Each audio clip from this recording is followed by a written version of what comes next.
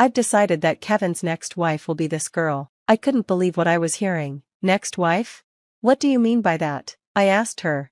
My mother-in-law seemed annoyed. You're really slow, aren't you? What I mean is, we don't need you anymore. Your time is over. What do you mean my time is over? I don't think you can have children anymore, will you? That's why this young girl will be Kevin's new wife. My name is Mary, I'm 34 years old, and I work in an office. I have a husband named Kevin. I met him through a blind date, and he's 6 years younger than me, so I thought he wouldn't be interested.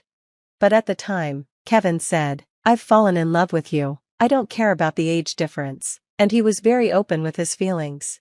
I was moved by his passion, and I decided to date him. We had a solid relationship and eventually got married. But getting married wasn't easy. We went to meet each other's parents right away, but his mom, Barbara, didn't approve of our marriage because of our age difference. Usually, a 34-year-old woman would already be married and have kids. Is something wrong with you? Is that why you're still single? What are you talking about, Mom? Don't be rude. It's important to talk about these things. You're our only child, and you need to be careful about who you marry. She kept bringing up my age and how I was still single, things that made me feel insecure. Then her husband, George, stepped in. Stop it, Kevin chose her, so we can't object, he said. Mary, I'm sorry for what my wife just said. Thanks to George, Barbara was quiet. After getting their approval, we moved ahead with the wedding, but even though Barbara agreed, she still didn't like me. Kevin's family is very wealthy and well-known. Barbara is proud of that. Kevin had a privileged childhood, but he's not spoiled. I actually like how kind and gentle he is. Still, there were many problems during our engagement. One day, Barbara called me over and introduced me to some women in the neighborhood, saying I needed to get to know them. It turns out, Barbara is the leader of a local women's group because of her wealth and status. I greeted everyone as she asked, and they all whispered, "Good luck," which made me feel a bit better. I found out later that these women don't like Barbara either. Barbara then told me I needed a checkup to see if I could have children before the wedding. I was surprised, but I decided to go along with it. I wanted to know if I could still get pregnant, so I went to a clinic, and the doctor said I was perfectly fine. When I told Barbara the result, she just replied, "Oh, really?" I thought to myself, you're the one who told me to take the test. Maybe she was hoping I couldn't have kids so she could stop the wedding. Days passed uneasily, and the night before the wedding, Barbara invited us to dinner. Honestly, I wanted to spend time with my own parents before the wedding, but I was told it's important to accept invitations like this, so Kevin and I went to his parents' house. After dinner and dessert, Barbara started talking about us moving in with them. I couldn't believe what I was hearing. She casually said, "I don't mind if you move in with us right after the wedding." Apparently, Barbara thought we had no choice but to live with them. No way, she must be joking, I thought. I didn't want my newlywed life to be controlled like that. I quickly spoke up, "Barbara, I'm sorry, but what do you mean moving in? I don't know what to say. This is too much to think about before we're even married," I added. Barbara looked surprised, as if what I said was crazy. "Kevin, haven't you told her yet?" "Huh?" I panicked and looked at my husband, and then, staying calm, he said, "Oh, yeah, I think I forgot." "What do you mean?" "Mom and I have been talking for a while about moving into this house after we get married." "Wait a second, you never told me about this. This is something we should have talked about and decided together a long time ago." "Sorry, but it's already decided. I want you to understand, Mary." "What? No." Looking back, I should have called off the marriage right there, but this was 2 years ago when I had just turned 32. I felt like if I didn't go along with it, I might never get married again. Maybe that impatience made me go down the wrong path. Well, he did propose, and I was excited about getting married. In the end, I agreed to live with Kevin's parents, but living there turned out to be much worse than I thought. First, there was almost no privacy, so I couldn't have the romantic, peaceful newlywed life I imagined. On top of that, Barbara kept criticizing me. "Mary, you have such a boring, plain face. Kevin has such a nice face with beautiful eyes and a lovely nose, but I'm worried my grandkids will look like you. Your cooking and housework are average too. You really don't have anything special." This kind of thing happened every day, and because she was the kind of person who asked me to get a fertility check, you can imagine how she'd pressure me about when I'd have children. "Do you even know how old you are? You don't have much time left. If you can't have a baby, you're useless to us. You better have a boy. It was shocking to hear such comments in this day and age, but I shrugged it off, thinking this was probably just how they were, since they came from a traditional landowning family. Barbara also kept bothering me about my job, saying, "When are you going to quit?" I liked my job, and since I moved into the house, they allowed me to drive to work. I didn't want to quit because I didn't want to be a burden, so I just ignored everything Barbara said. But after a while, Barbara demanded I pay her $1,000 a month if I wasn't going to quit my job. In other words, she wanted me to pay for living in her house. Kevin didn't have to pay any rent or living costs, but I guess Barbara was upset that I didn't listen to her, so she made this request. Since she had been letting me live there for free, I agreed to pay the $1,000 a month. "Well, you're just an office worker, so if I take this much money, you won't have much left for yourself, will you?" she said with a smug smile. "I'm not the kind of person who spends much money. I use things until they break, so my life is pretty simple."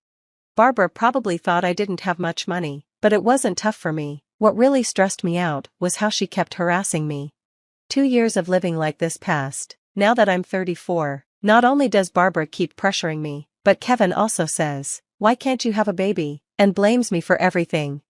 I didn't expect Kevin to say something like that, and I was shocked. Since then, he has joined Barbara in tormenting me. I thought we loved each other, but after living with Barbara for 2 years, I think Kevin has started to be influenced by her. If it were just Barbara, I could handle it, but Kevin's betrayal hurts me deeply because I thought we had a great relationship. Over time, both Kevin and Barbara's actions get crazier. One day, after work, I walk into the living room and see a woman there. Besides my husband and his parents, she looks younger than Kevin, maybe in her mid-20s. I wonder who she is. Barbara tells me to sit down. Once I do, she says something I can't believe. "I've decided Kevin's next wife will be this girl." What? I can't believe what I'm hearing. Next wife? What do you mean? I ask her. Barbara looks annoyed at my confusion. "You really are slow, aren't you? We don't need you anymore. Your time is up." "What do you mean my time is up? I don't think you can have children anymore, can you?" "That's why this young woman will be my son's new wife. She's 23, and she's the niece of one of the women in our community. She's prettier than you, and I'm sure she'll have a healthy baby boy." What a woman. I'm still married to Kevin, but now she's bringing in a new wife? Kevin will surely be upset by this. At least, that's what I thought, but I was wrong. "That's why I want you to sign these divorce papers as soon as possible," Kevin says, handing me the papers. I'm completely shocked. Is having a child really that important? My life will be ruined if I stay with these people. By the way, George, my father-in-law, who had warned Barbara before we got married, has been useless since then. He hasn't tried to get involved in any of this. "Okay, I'll fill out the forms," I say, and I do everything needed for the divorce. Barbara and Kevin are happy about it. I tell them we won't be dividing any property. "Of course not. Why would Kevin give you any of his money?" they say. I'm not sure what they're thinking, but that's what Barbara and Kevin tell me. Okay, I hope neither of you find out the truth. Just like that, Kevin and I get divorced. I pack my things and move back to my parents' house, where they're shocked. I explain everything, and they agree that divorcing was the right choice. They're a bit angry I didn't tell them sooner. After apologizing to my parents, I start looking for an apartment to live on my own. I find many good apartments near my office, and it's hard to choose. A month after the divorce, Kevin and Barbara show up at my parents' house. Mary, what's going on? What are you doing here?" I'm the one who wants to know what's going on. Kevin shows me a photo he took from the TV. There I am, on the screen, answering an interview. They show a restaurant's name with my name next to it and the word owner beside it. "Why, how are you the owner of a restaurant? You're just an office worker, right?"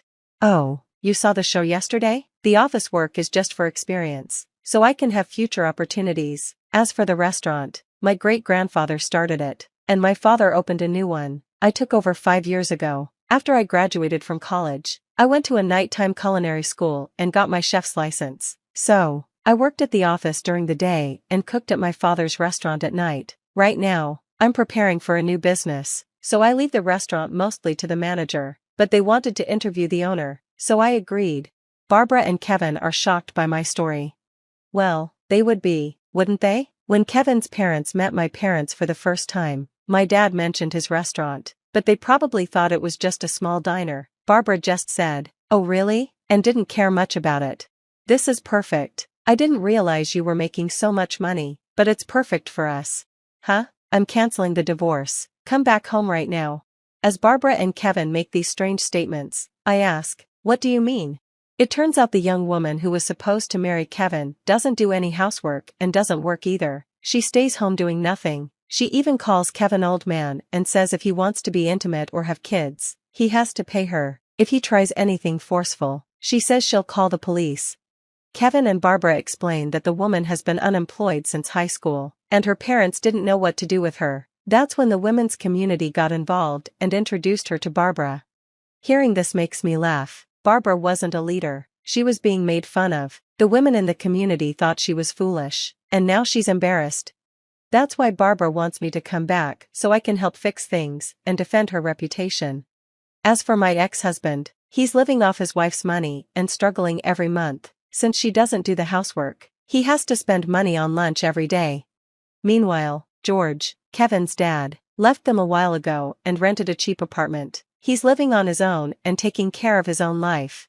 It's exactly the kind of thing Josie would do, and it makes me chuckle. "We're having a really tough time, you have to come back," Kevin begs.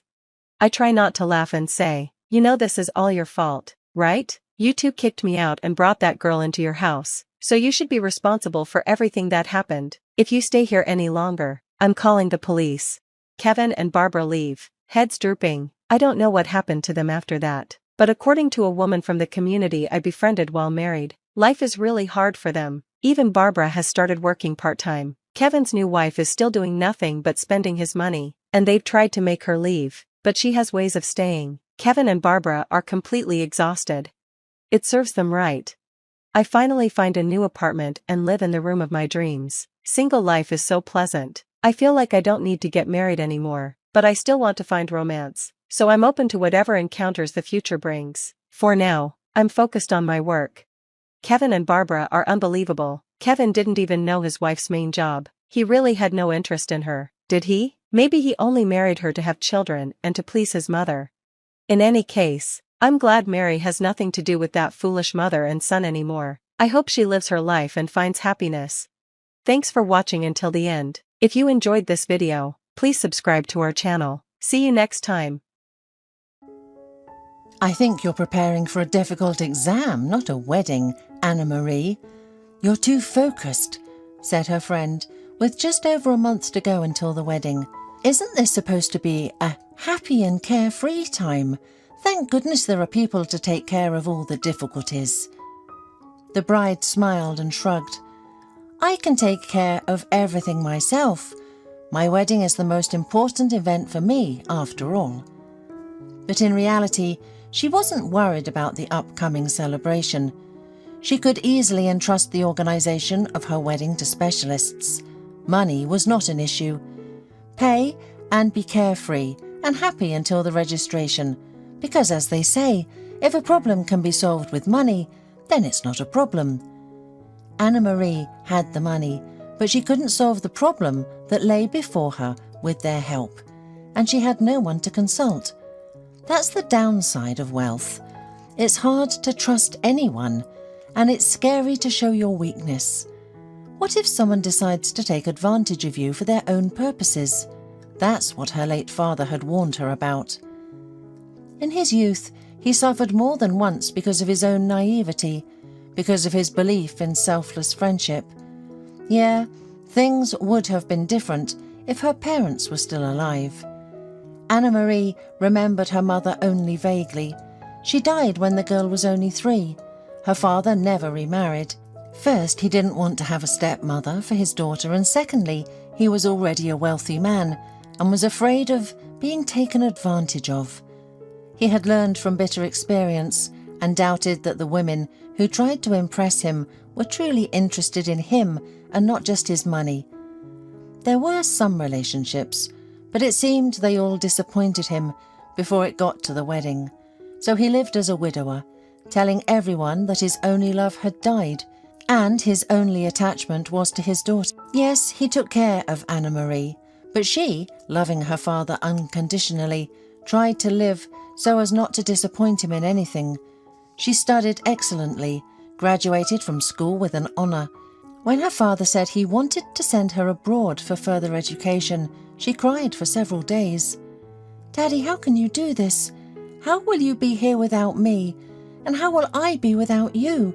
I don't want to part. As if there are no good universities here. In our city? That's out of the question. That means we'll have to part anyway, and in Europe there's not only a high level of education, but also safety. Spare my old nerves." Anna-Marie could never refuse her father. His words were law. And as the girl convinced herself, he was always absolutely right. However, only after successfully completing her studies abroad did she realize that she probably left in vain. She found her father ill. No, Mr. Friedberg was not in the hospital. He was, as always, cheerful, active, and even the external changes were not so noticeable. And he didn't tell his daughter anything about his disease. But the doctors used to come to them suspiciously often. Sometimes Mr. Friedberg went to different clinics. From those fragments of conversations in which the words chemistry, radiation, and gamma knife often appeared, it was easy to understand that Anna-Marie's father had cancer. Eventually, he stopped hiding the truth. "Yes, daughter, it's bad, but wait, there is nothing irreparable. The best doctors are treating me. I'll last for some time yet." "Isn't it better for you to go abroad now? They say in Israel—" "Stop it. Of course I can go to the moon if I want, but I don't want to leave my business. You're just getting into the business, and although you're an intelligent girl, if I leave everything to you now, you won't have any support. I have to leave you in complete confidence that you will be happy and provided for." So he never went anywhere, and at home either the best doctors couldn't cope, or the disease decided to take its toll and began to develop rapidly. Soon, Mr. Friedberg became much worse, and it was time for long, confidential conversations between father and daughter. "My poor little girl, it's not my fault that I left you completely alone," Mr. Friedberg said. "You could have been married by now. I would have looked at your fiancé through a microscope, but now what? You'll get married anyway, but I am afraid that you won't find the right one." "Don't say that, Daddy. You'll live for a long time," the daughter said, trying to hold back her tears. "God save me from a life like this. If I were a dog, they would have pitied me and put me to sleep. And you say a long time." That's how Anna-Maria's father died 2 years ago, leaving her alone. And now she really needed his advice because she was getting married. It seemed like she was marrying a good, loving person who didn't need her money, but doubts still plagued her. She met Jeff by chance. Anna-Marie would sometimes go to a small cafe near her office to distract herself from work and sit alone with a cup of coffee. Her colleagues knew about it and tried not to bother her during those moments. But one day, her solitude was interrupted by a handsome young man. At first, Anna-Marie wasn't pleased about it, but it was awkward to immediately chase him away, especially since he didn't seem to be bothering her. He was just a person who also wanted to have a cup of coffee, and there were no free tables. That was all. He looked at her with interest, but what was so strange about that? She was beautiful, and there was nothing strange or suspicious about him asking her a question. It was uncomfortable to sit across from each other in silence. They were roughly the same age, and from the same social strata, and they must have had common topics. The young man took a book by a very well-known author with him that had recently been released, and he mentioned this work, which, by the way, Anna-Marie didn't really like. How could two book lovers not get involved in a conversation? They jumped from one book to another, then to a third, and Anna-Marie, looking at her watch, sighed. She had almost spent an hour on her break. "I'm sorry, I have to get back to work. There's nothing to do. Business before pleasure," the girl said. Oh, I just came here to have a cup of coffee, and as a result, but we really had a very interesting conversation, don't you agree? I entirely agree. It's rare to meet someone who shares your tastes. Maybe we'll meet after work somehow. I'm sorry, I don't even know your name. Anna Marie. And I'm Jeff. Your name is rare and beautiful. My mother came up with it. My father wanted to call me just Anna, but my mother decided that Anna was too short and Anna Marie was just right. And it is really original. I like it. And I like it too. Your mother has good taste. Anna Marie didn't tell him that neither her mother nor father were around anymore. She really didn't have time for that this time. But there were many such conversations ahead, lively and interesting, because they decided to meet that same evening, but in a more presentable place. Anna Marie, feeling more and more drawn to Jeff, was cautious about revealing all her cards, but her caution turned out to be excessive. He wasn't looking for rich heiresses. It turned out that he himself wasn't poor. His father ran a business abroad, and Jeff himself managed one of its branches in the city. He lived with his mother, which was quite strange for a man his age, but at some point he hinted at his mother's health problems, which didn't allow her to live completely alone. The thing is, my mother's illness doesn't require treatment. It's a chronic illness that you can live with for a long time without suffering too much. But it's impossible to cure her completely. Jeff sighed, and Anna Marie apologized for her curiosity. She remembered her father's illness well and understood the worries about a loved one's health. Their relationship developed rapidly. Anna Marie was only surprised that her beloved never invited her home. However, this was explained quite simply. They had lived abroad for some time, selling their apartment here. Now they didn't want to buy a new one. They dreamed of their own home, which they had already found, but it needed to be fixed up. We are currently staying in a hotel room with my mum. The room is lovely, of course, but you know, it's not very appropriate to invite your girlfriend to a hotel, Jeff explained to Anna Marie. Anna Marie agreed and was perfectly fine with his explanation. Besides, Jeff's attitude towards her was serious. When Jeff proposed to her one day, Anna Marie wasn't even surprised, as if she had been waiting for it for a long time. The girl agreed, but asked that the wedding be scheduled 3 months later, not earlier.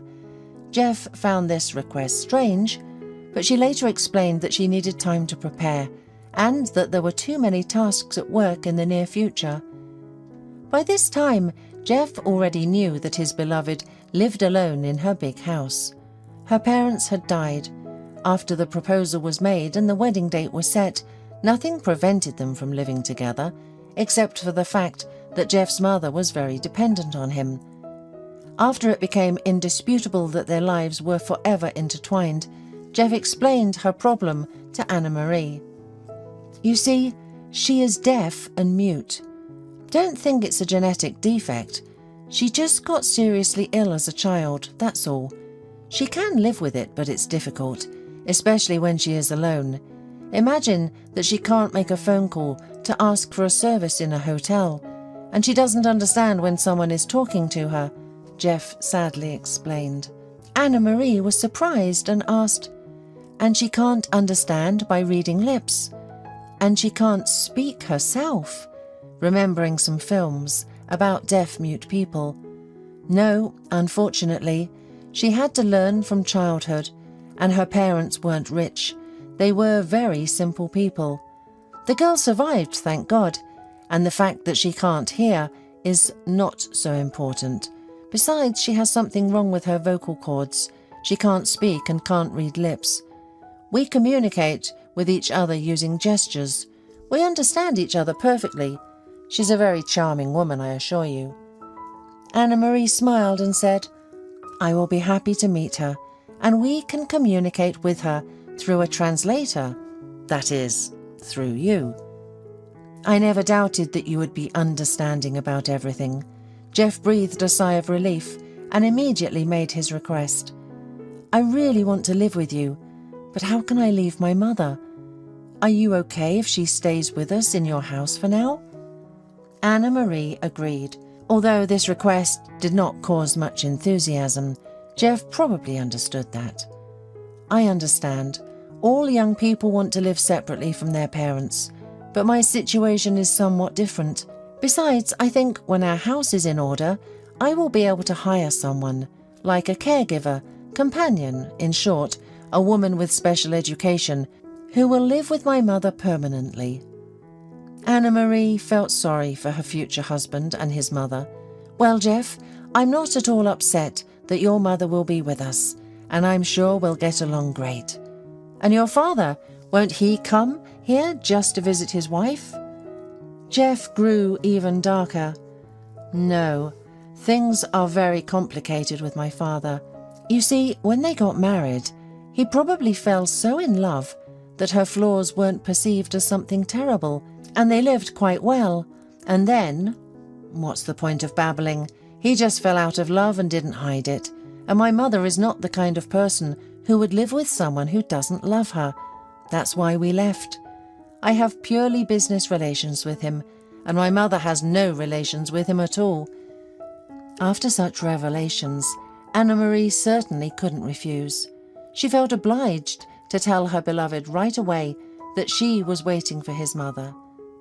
It was time for them to meet, and the house was big, and there was enough room for her mother-in-law and future children. The next day, Jeff came with his mother. She turned out to be a very pleasant woman, beautiful, well-groomed, and looking very young. Anna-Marie couldn't even say that she would take them for brother and sister, although there was no particular similarity between the mother and son, but there was nothing surprising about that. Anna-Marie herself was not like her mother, repeating everything after her father. Jeff's mother was sitting at the table with a nice smile, looking slightly embarrassed and confused. She didn't understand anything Anna-Marie was saying. Jeff translated, and the bride watched as their hands fluttered. The mother's hands were small, thin, and it was pleasant to watch them fluttering, although it was somewhat disappointing for Anna-Marie that she didn't understand anything. "I probably need to learn their language. I have to be able to communicate with my mother-in-law somehow if my husband isn't home," she thought. Nevertheless, Anna-Marie could not admit the advantage of her position without a certain joy. Many of her acquaintances complained about the grumpiness or scandalousness of their mother-in-laws, but she wouldn't have such a problem. That's good already. A quiet, petite woman won't get in the way of the young couple. She'll almost be invisible in the house. Anna-Marie even thought about offering Mrs. Carter to stay with them forever.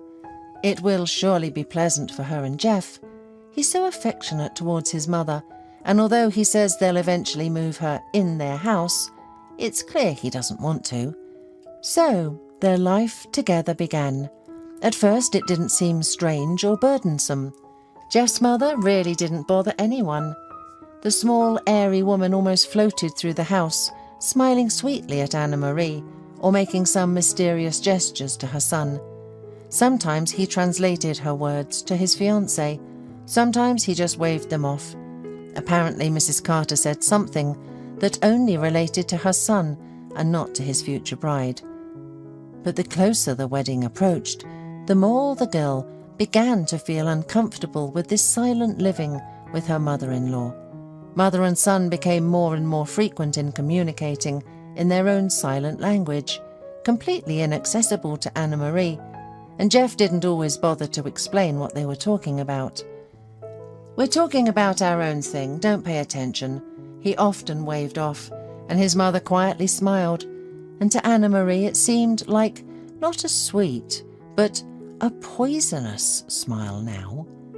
Sometimes Anna-Marie felt like Jeff's mother understood everything they were talking about. It was at least unpleasant, and at some point Anna-Marie decided she should learn sign language so that she could understand what they were saying.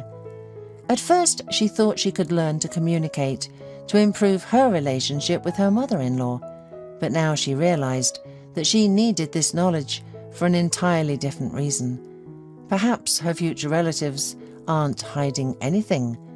But why doesn't Jeff hurry to translate what he's saying to his mum?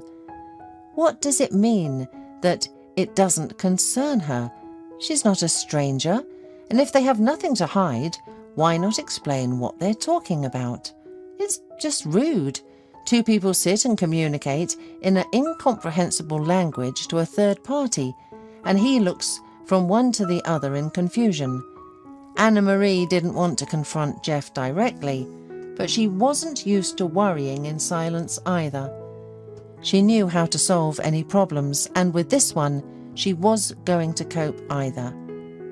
After going through a number of ads, she realized that learning any foreign language was much easier than sign language.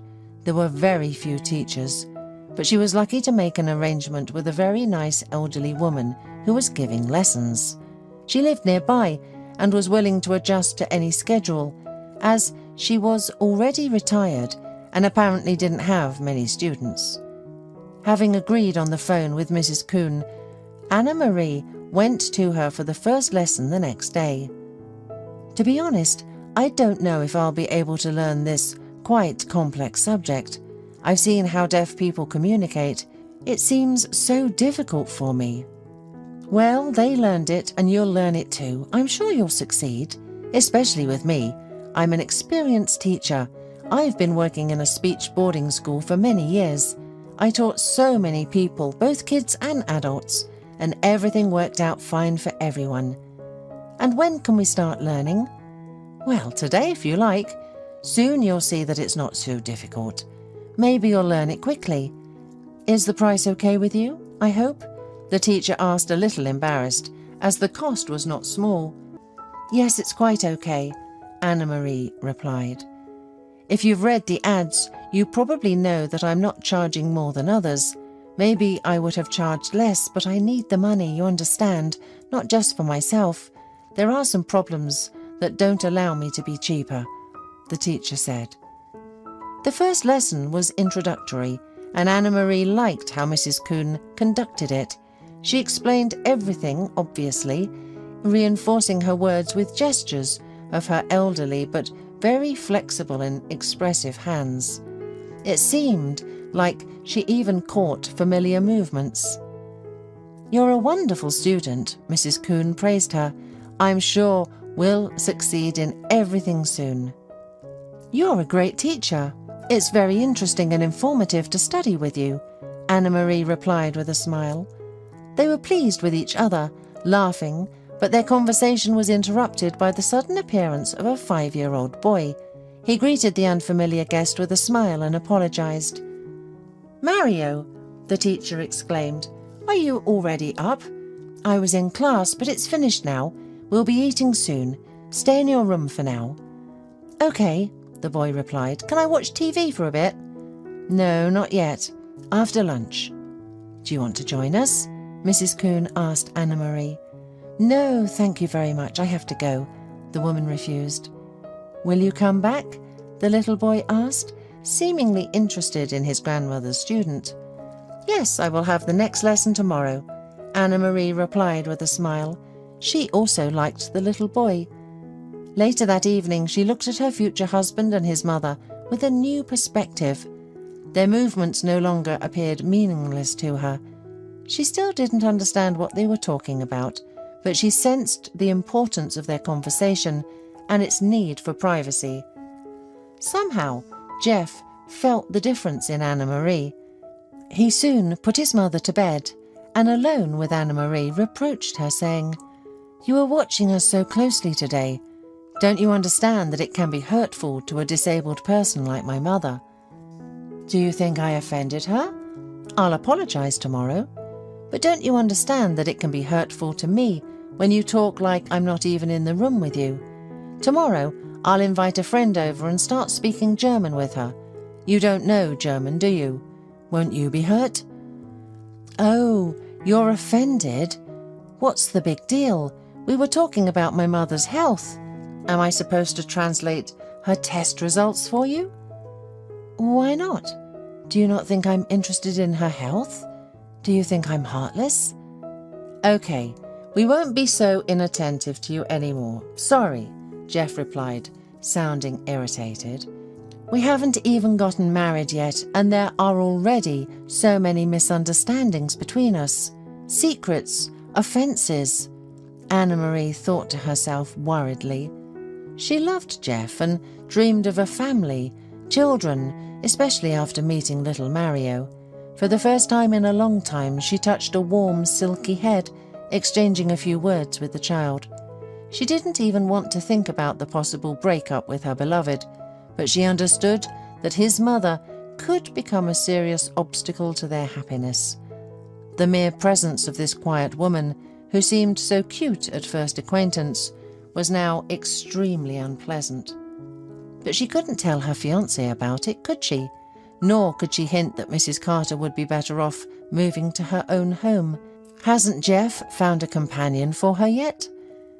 Going to her next lesson with Mrs. Coon, Anna-Marie didn't realise why she had entered the pastry shop and bought a box of pastries. On the one hand, there's nothing strange about it. She's not only going to class, but also visiting a house where a little child lives. Can you come to a house where children live empty-handed? Of course not. And looking into a child's store, she bought a toy, a cheerful gnome. Nothing special, but the little boy will be pleased.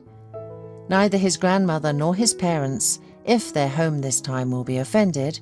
I hope so, she thought to herself, noting that she had not noticed any signs of the presence of other adults in the apartment, except for Mrs. Coon. The elderly teacher thanked Anne-Marie for the treats. Mario was happy. He hugged the gnome to his chest, thanked her and said, "Can I sleep with him, please?" "Of course you can. I'm sure he'll send you magical dreams," Anna-Marie replied, and the boy ran to his room. "Thank you, but why did you have to spend so much?" Mrs. Coon asked her, slightly embarrassed. "What are you talking about? It wasn't a significant expense. Besides, I heard that you have to not only pay, but also give back for education and treatment, otherwise it won't be effective," Anna-Marie joked. "And why did you buy a toy? Mario doesn't teach you anything." "That's not true. The thing is, I love children, and I love buying toys. And since I don't have my own little ones yet, there's no one to buy them for. So I should be grateful to Mario for allowing me to experience this joy. And he likes you, Anna-Marie. Poor little boy, he always enjoys communicating with women younger than me. It's a longing for his mother. His mother, my daughter-in-law, died in childbirth, so he never saw her. And my son, like any mother, I wanted to see my son happy. And what happened? He became a widower at a very young age. A year later, I began urging him to find a wife, but he wouldn't listen. He became very despondent, and things were difficult for us. 2 years ago, Patrick went to work on a long-term shift in the north and disappeared. The search yielded nothing. Since then, he has been presumed dead, but I don't believe it. Uninvited tears filled the old woman's eyes. Anna-Marie touched Mrs. Coon's hand sympathetically, wanting to say something encouraging, but she stopped her. "That's enough. Let's start studying. You're paying me, not for my life story. Do you understand now why I have to work at my age?" They studied almost every day, and Anna-Marie always brought small gifts for the teacher and her grandson, begging Mrs. Coon not to forbid or stop her from doing so. "I told you it brings me joy, and besides, it seems like I'm making progress, don't you think?" "Yes, undoubtedly. You are a very talented student." It was truly so, whether it was Anna-Marie's abilities or her quick desire to quickly learn Jeff and his mother's secret language, but it helped her to make progress. In class, they could now communicate fully with Mrs. Coon using sign language, and sometimes the young woman asked the teacher to simply tell her something with her hands, carefully watching her movements, trying to decipher every word. "So I understand that you want to learn not so much to speak as to listen," the elderly woman guessed. "Well, that's your right, and I want to tell you that not only gestures, but also the face plays a significant role in this understanding. Its expression, its facial expressions. Some concepts can change significantly through articulation, so watch not only the hands but also the face. After a month of such lessons, Anna-Marie had indeed made significant progress in understanding sign language, but she tried not to show it at home. That is, she tried to seem as delicate as possible and didn't look at Jeff and his mother when they didn't communicate properly. She was afraid that she might miss a word, misunderstand a phrase, and draw a wrong conclusion. Or, what was even worse, reveal herself. She didn't rush to give up Mrs. Coon's lessons, but the reason was different now. She didn't want to part with Mario. She was so proud that the boy was waiting for her and was happy when she visited. Would his grandmother allow her to come to them just like that, after there was no need for lessons anymore? One day, deciding that she could now understand the essence of her relatives' conversations, the young woman decided to pay attention to their next conversation. It should be noted that Anna-Marie's recent delicacy had significantly dulled the vigilance of Jeff and his mother. Before, they were convinced that she didn't understand anything, but after the girls stopped looking at them and asking for clarification during their lively dialogues, they acted completely calm, talking at any convenient moment. And so the first conversation she saw brought Anna-Marie to such a shock that she could hardly contain herself. "I'm so tired of playing the role of a speechless mother. Do you think it's easy for me, knowing that you're having fun in your bride's bedroom?" gestured Mrs. Carter. "You can't help it. A lot depends on it, and I don't neglect you either," Jeff replied. "When is your wedding already, and how much do you hope to make from it?" "We'll have enough for a long time. We can skip our performances for a whole year. Oh, I hope I won't forget the language during that time." Anna-Marie didn't even finish watching and quickly left the living room so as not to give herself away. She wasn't planning to expose the fraudsters on her own. Who knows what they're capable of if they realize that their secret is out. But how could she have fallen for this trick? Why didn't she try to find out more about her fiancé, his business, his mother and the like? Was it really the case that his concern for his mother had such an effect on her? They were con artists, of course, unparalleled in their field. But what was Anna-Marie supposed to do now? That is, it's clear she should go to the police and report the mess she's in.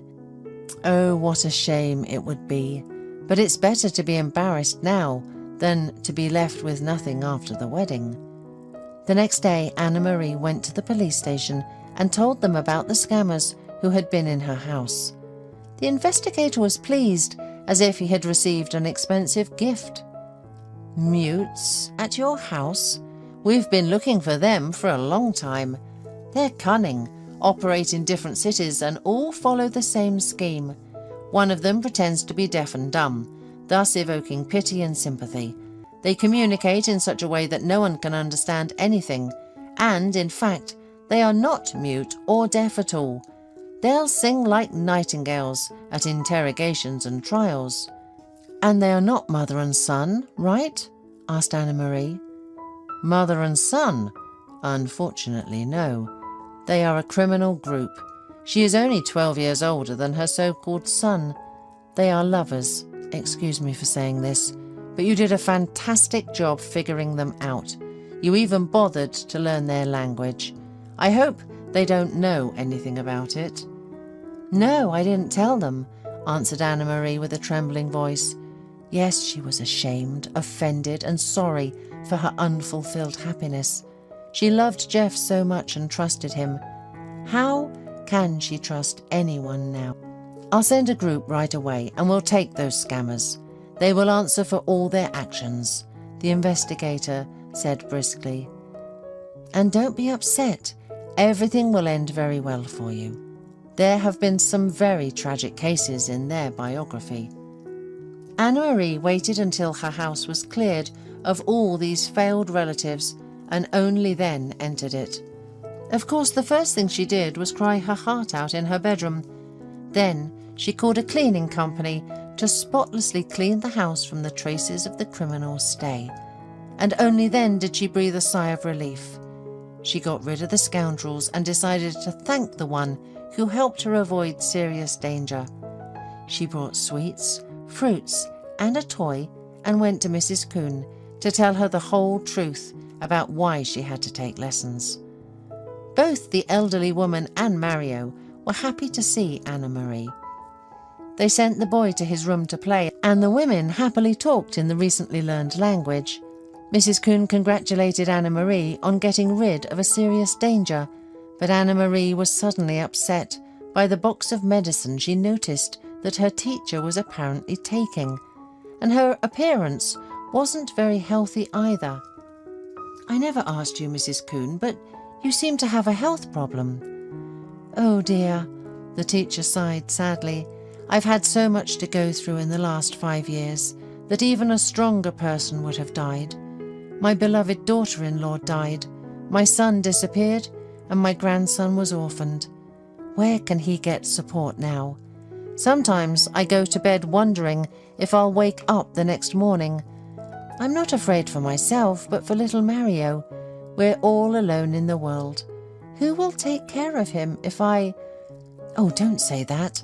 Maybe you need some medicine, doctors. Tell me right now and I'll try to find and get it." "Thank you. But why should you care about me?" "Well, it just so happened that you became closer to me than anyone else in the last couple of months. I'm alone too, and I have no one to take care of. I thought there would be a family, a husband and children, but this is what happened. So don't hide anything. Tell me if you need anything. You still have a long life ahead of you." Unfortunately, it didn't work out. After a while, Mario called Anna-Marie at work and, crying, said that his grandmother was very ill. Anna-Marie rushed to their house.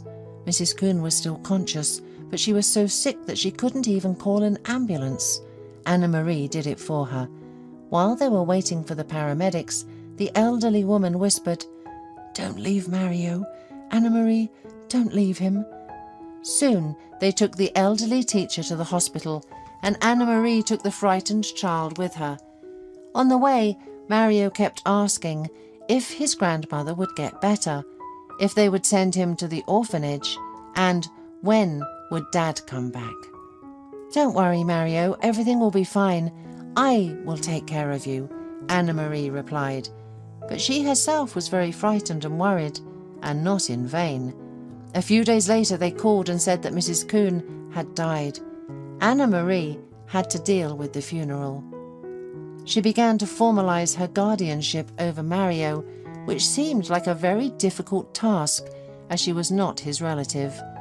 But Anna-Marie used money and connections, and finally Mario was in her home on legal grounds. Then Anna-Marie began to look for a nanny for the child, as she needed to work and could not be at home constantly. With all these worries, Anna-Marie let her business slip a little. Without her watchful eye, revenues were falling, and there was no doubt that competitors wanted to take over her company. Besides, soon Anna-Marie began suspecting that there was a traitor in her ranks. But who exactly? She seriously suspected her deputy, a man who had worked with her father and enjoyed unlimited trust. Was the case really against him? And it was like he knew he was close to being exposed. He tried to talk to Anna-Marie himself and assure her of his loyalty in the company, but this only confirmed the owner's suspicions. "No need to justify yourself, Ben. There will be a meeting of all current members of the board in a few days. We will talk about what is happening there. You understand that I cannot leave everything as it is." But the meeting didn't happen, and the deputy was not exposed. Anna-Marie got into a car accident because something happened to her brakes. The young woman did not die, but she suffered a serious spinal injury, losing the ability to walk. Doctors tried to comfort her by saying that with competent treatment and rehabilitation, she would undoubtedly recover. But Anna-Marie fell into a deep depression. Now the question is how much she wants to recover, her treating doctor said, shaking his head in conversation with colleagues. Meanwhile, Anna-Marie just doubted that recovery was possible. Too much had happened to her lately. A personal life crash, then Mrs. Kuhn's death, maybe the only person who sympathized and understood her. After that, again a feeling of complete loneliness, a problem at work, the inability to rely on anyone, and a complete loss of trust in everyone and everything. After all, she faced another betrayal. The accident did not happen just like that. It was arranged by her deputy, a man she had known for many years and trusted. It turned out that the investigator was finally able to restore the data from the video recorder, which was also damaged. Yes, Ben was exposed, and soon he admitted that he wanted to become the sole owner of the company and decided to kill the daughter of his late comrade, for whose funeral he had cried so sincerely. Now he will undoubtedly receive the deserved punishment, but will it be easier for Anna-Marie herself? She suffered not only physically, but also morally. She was terrified of becoming a helpless person, and she was terrified that she could easily deprive her of custody of Mario and send him to an orphanage. Anna-Marie fell into a deep depression. In despair, she had already decided to give up on everything. After all, she still had some money left. She can live the rest of her life without needing anything. Moreover, she doesn't need much now, just the salary of a nurse, a housekeeper and medicine. She has enough money for a while. What will happen next? Well, it doesn't matter anymore. She worked so hard, took care of the company's prosperity, and now, apparently, everything has come to an end. Everyone left her, everyone abandoned her. And at the most difficult moment of the highest despair, something happened that she could not predict. Mrs. Kuhn's missing son appeared on her doorstep. Anna-Marie looked at the man indifferently.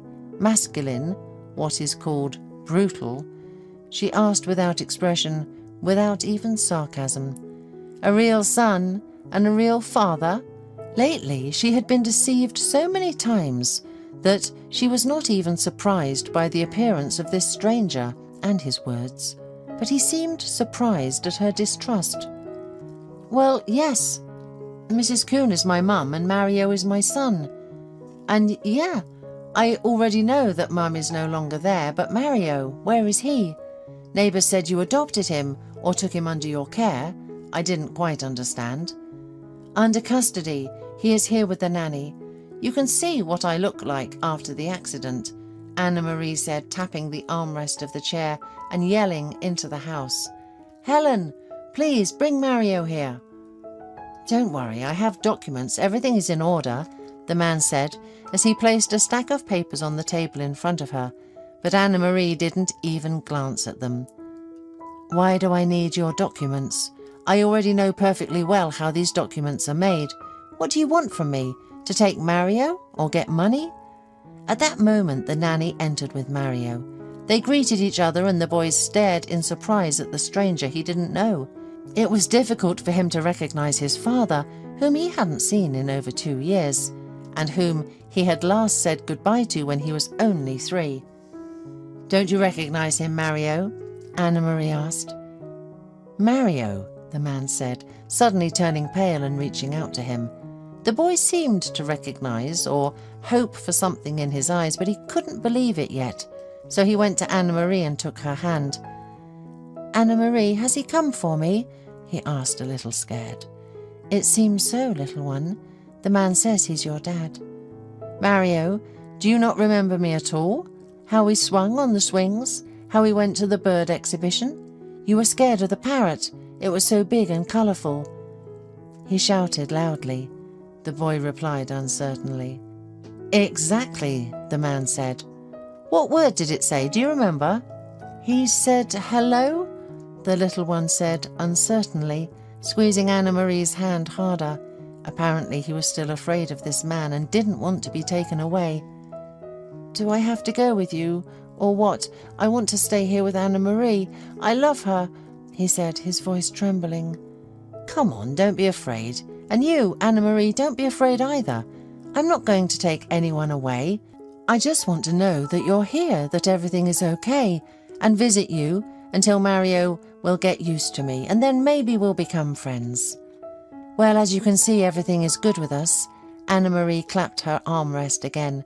I honestly started to worry that you would want to take the boy away, because he's the last link that ties me to life. Mario, go and play with Tanya for now. I need to talk to your dad.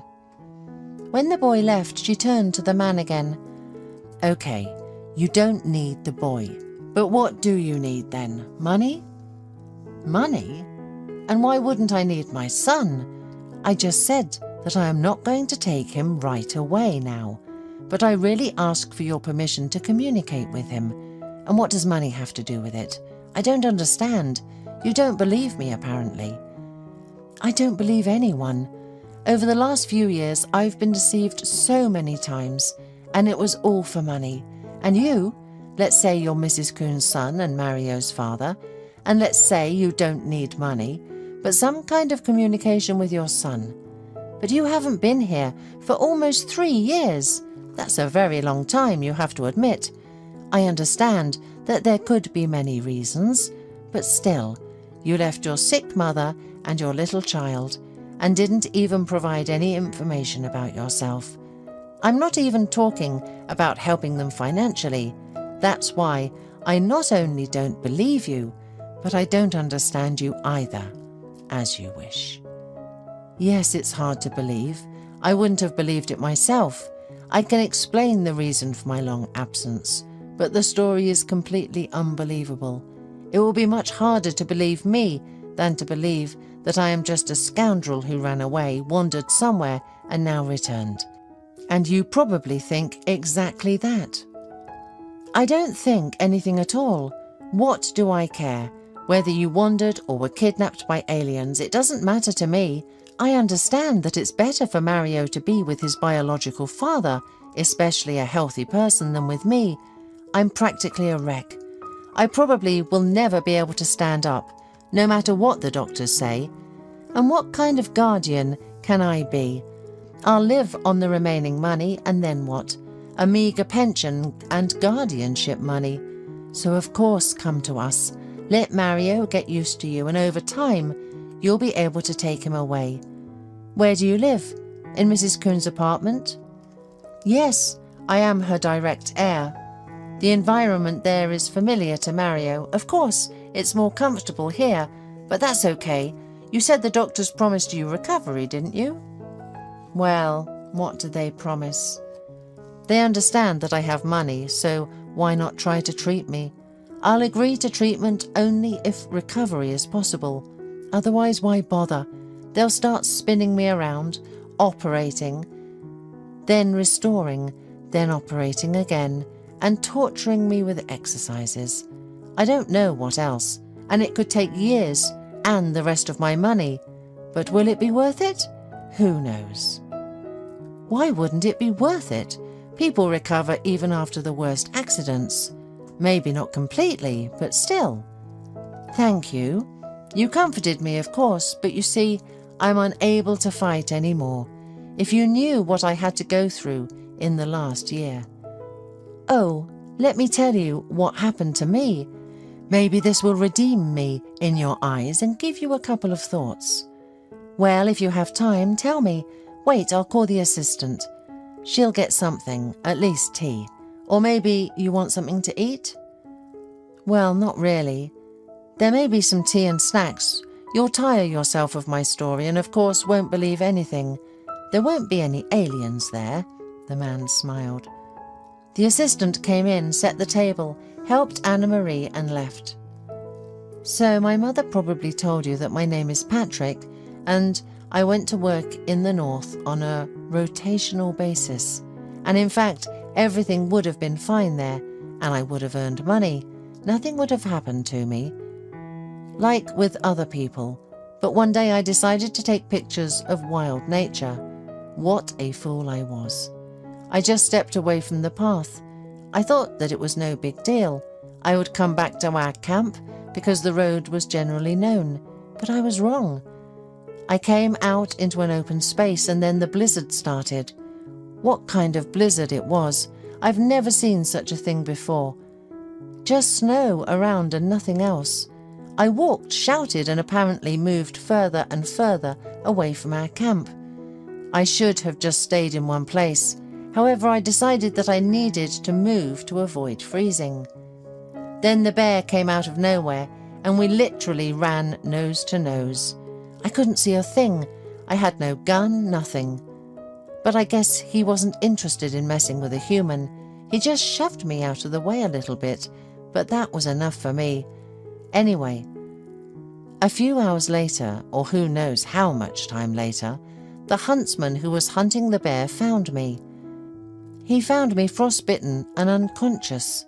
He brought me back to his hut. He didn't know where I came from, but he couldn't just leave me there. He began to treat me.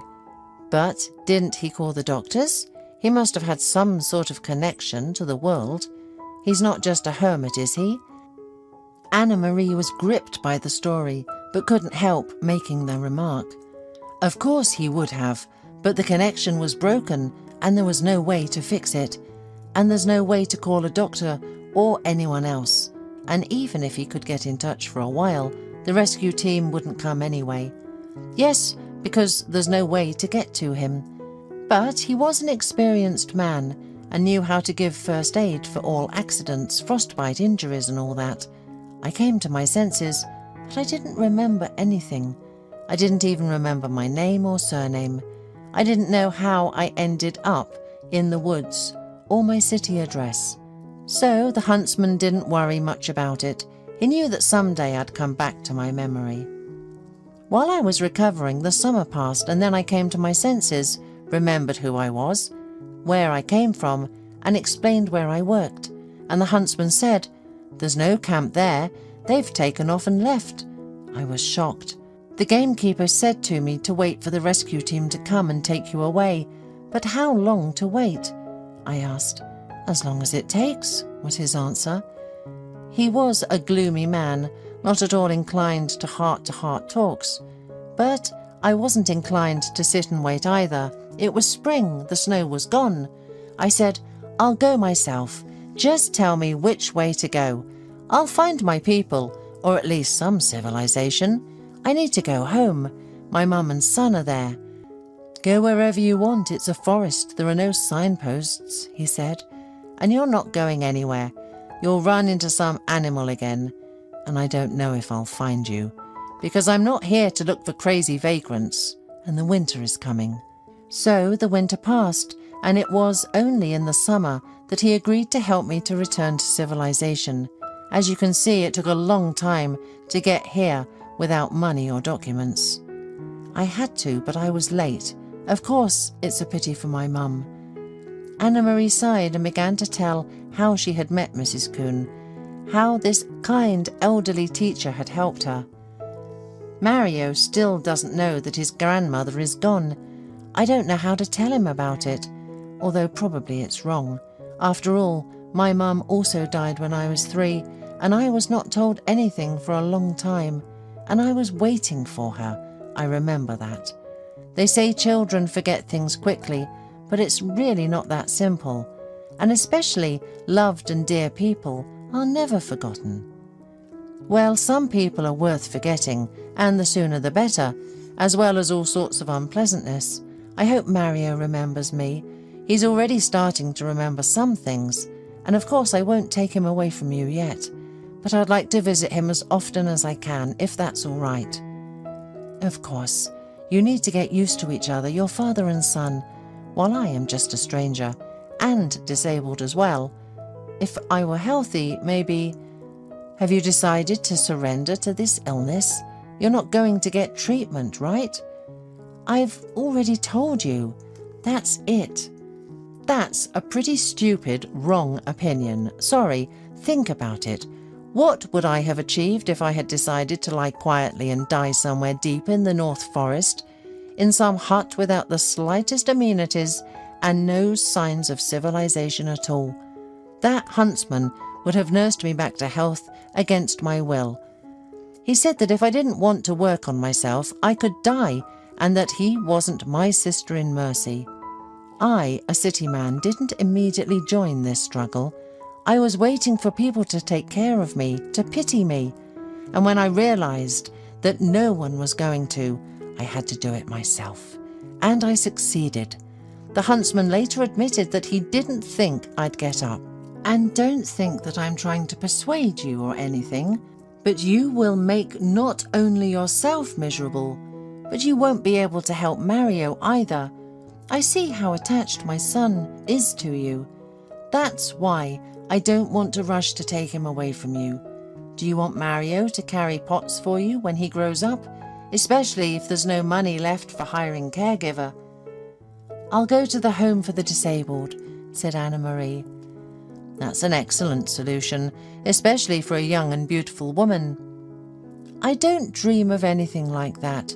Barely holding back her tears, Anna-Marie shouted, I want to live, but please understand me. It's very scary. The operation on the spine. After it, I can become a complete disabled. There is a chance that I won't even be able to sit in a wheelchair. I'll be a log. Do you think that's better? I don't think so, but it's no good sitting here either. You have money, so you might find a good doctor to help you. Anna-Marie wanted to shout at him, as she usually did, but it was easy for him to say that she had been through so much and could not risk the little she had left. But she looked at the scars left on her arms by frost, or perhaps by the bear's claws, and bitterly she cried, I'm sorry, but it's very hard for me. I'm alone. I've lost faith in everyone. I've lost faith in anyone. I just don't have the strength. How do I know which doctor is good and which is not? How do I know if I'm going to make it through rehab or not? I mean, who will come to my hospital? What's going to happen to Mario? I think everyone will be happy to see me die. Well, that's it. Stop crying and being afraid. I understand you well, as far as a man can understand a woman.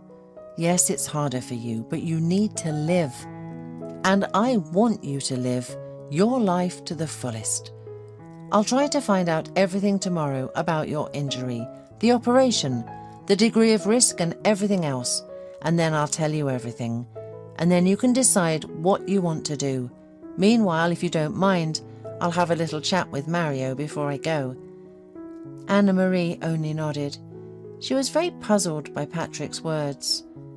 Left alone, she seriously considered his words. Was she right to refuse to even try to regain the ability to walk? Yes, the operation will not be easy, and the doctors do not hide it, but by refusing it, she's making her life even more difficult. And not just her own, by the way. She's a burden to everyone, including the woman she hired as a nurse. Even Anna-Marie herself began to notice how her character was deteriorating. Once a young and determined woman, she was gradually becoming a capricious, whiny, demanding and harmful woman. The nurse taking care of her seemed to be enduring her behavior out of pity, but how long could that last? Anna-Marie closed her eyes in shame, remembering how she sometimes behaved. When Patrick stopped by to say goodbye, she asked, If it's not too much trouble, could you find out about the surgery? It can't continue like this. The man simply raised his thumb in silence, joy and approval sparkling in his eyes. Preparations for the surgery began that day. Anna-Maria's behavior and attitude changed completely. Even though her condition remained the same, she no longer demanded extra attention, trying to deal with certain problems on her own.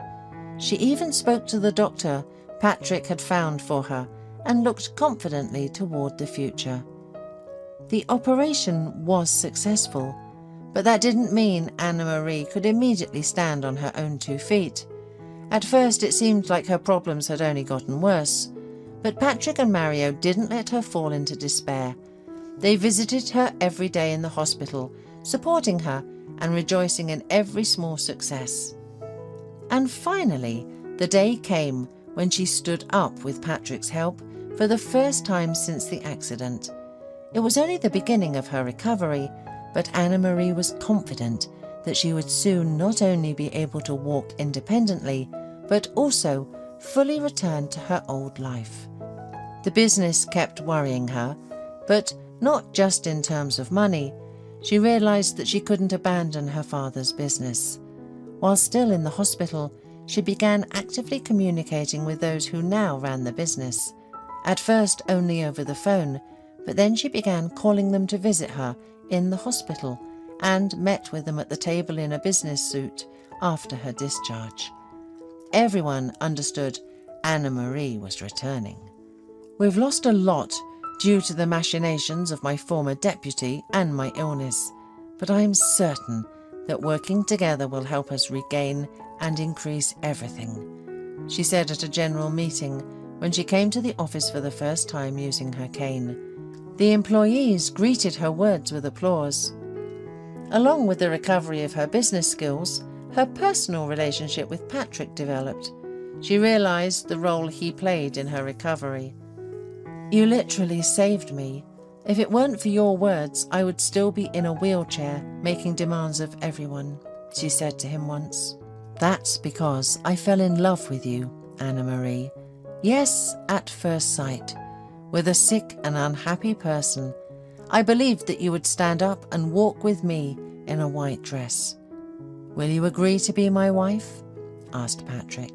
His confession was somewhat unexpected, but welcome. Anna-Marie also felt that she had finally met someone who would never deceive her, and that she loved this person, perhaps for the first time. "Of course I agree," she replied, "but only after I can walk without my cane." However, she didn't have to wait long. Very soon, the beaming groom and bride performed their main dance at a solemn ceremony. Alison tightened the knot of her dark burgundy apron and hurried to pick up the polished silver tray from the pass, which would be her faithful companion for the rest of the day. "Fifth table," called out April, the restaurant manager, after her. "Yeah, I'm on my way," Alison nodded in response and confidently pushed the revolving kitchen doors aside, brushing her reddish bangs off her pretty face. She had been working as a waitress at the Golden Lion restaurant for a year and had learned to fit into the hectic rhythm of the establishment when circumstances demanded. The job was far from easy, but it had its advantages, such as staff meals provided by the establishment and flexibility. However, the main advantage of working here were the generous tips that often helped Alison make it from paycheck to paycheck without dipping into her so-called untouchable cash reserve, where she saved the money for her subsequent training at a college. The Golden Lion was not just an ordinary cafe where you stopped by to gulp down a couple of cups of coffee or order mashed potatoes with a cutlet for a cheap lunch. No, there was a full-fledged menu here, consisting of several selections of Eastern and Western cuisine, where you could find both Asian pad thai noodles with chicken in sweet and sour sauce, or Korean-style fried rice with scallops and shrimp, as well as Greek Caesar salad, meat stewed in French pots, or Italian pizza made according to ancient recipes by an experienced chef who had trained in Rome itself. To emphasize the speciality of his establishment, the director of the Golden Lion specially hired an administrator who personally controlled the arrival of all guests and made sure that the most affluent of them always got the best tables. April could quickly assess the income of the guests and based on that, distribute them to the most advantageous seating positions. She would then signal the waiters in what order and at what speed to serve them this or that order.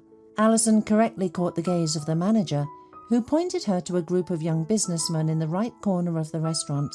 They obviously came from a large business centre across the street. Judging by the fact that there was not a single free seat at their wide table. They were either celebrating something or concluding some grand deal. Alison decided to approach them a little later and first served the handsome elderly gentleman at the second table, who was modestly sitting behind a huge exotic floor plant in a bright clay pot. His strict business suit and neatly combed grey hair, together with his gold watch and exquisite pen, identified him as a practicing lawyer. Such people constantly strive to settle all their personal affairs as quickly as possible, because in the office they already, no doubt, have a couple of prospective clients waiting for them, missing out on which would be an unacceptable thing. The main hall had quickly filled up with visitors, and Alison took a deep breath of the cool air.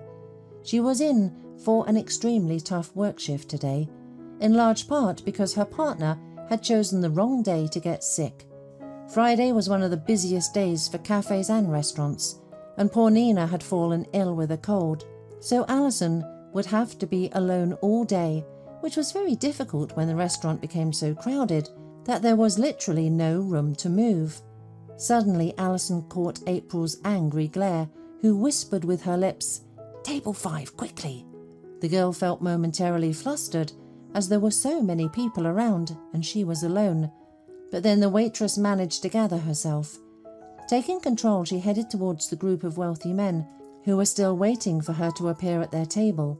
"Look who has honoured us with her attention," one of the businessmen half-jokingly muttered. "Miss, we've been waiting for you for an hour."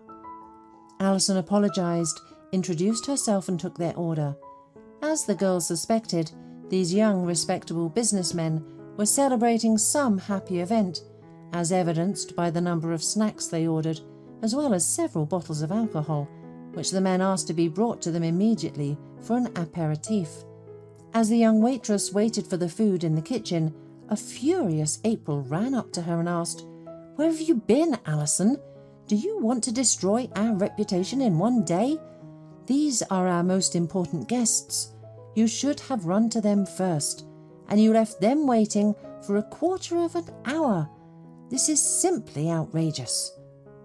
"I have everything under control," the waitress said, calming her down. They were still engrossed in their conversation, and besides, they had to decide on their choice of dishes from the menu. There are 7 of them, so they can't. April's beautiful face turned crimson with anger. "Are you going to argue with me? Hurry up and get in the hall. Otherwise I'll tell the director right away, and he'll kick you out with a snap of his fingers." Alison didn't argue any more and hurriedly brought the first batch of alcohol and snacks to the designated table. As soon as the food and drinks were in front of these young men, their mood immediately improved. Based on her previous work shifts, the waitress knew that this kind of audience became much softer and less demanding towards staff after half an hour, and therefore they could leave her very generous tips. In confirmation of the girl's thoughts, as soon as she headed off to serve other guests, she heard the first of many long toasts by the businessmen colleagues congratulating each other. A little relaxed that the situation had taken a calm flow, Alison went to work further, allowing these wealthy men to have fun until it was time to bring them snacks or an additional portion of wine. The girl decided to keep an eye on them to be able to approach them in time when needed. Currently, when Alison wanted to focus all her attention solely on this 5th table, the restaurant door unexpectedly creaked, letting in a new guest into its space. The waitress turned around, obeying her professional instinct, and to her surprise, she saw a little boy, almost 7 years old, shyly sitting down at the furthest table. The child seemed to want to become as inconspicuous as possible, so as not to distract other visitors from their lunches and daytime coffee. His old, worn-out jacket was picturesquely torn at the right elbow, and his jeans were short, exposing the skinny, bony ankles of the boy. The boy squeezed his old knitted cap in his hands, looking around fearfully.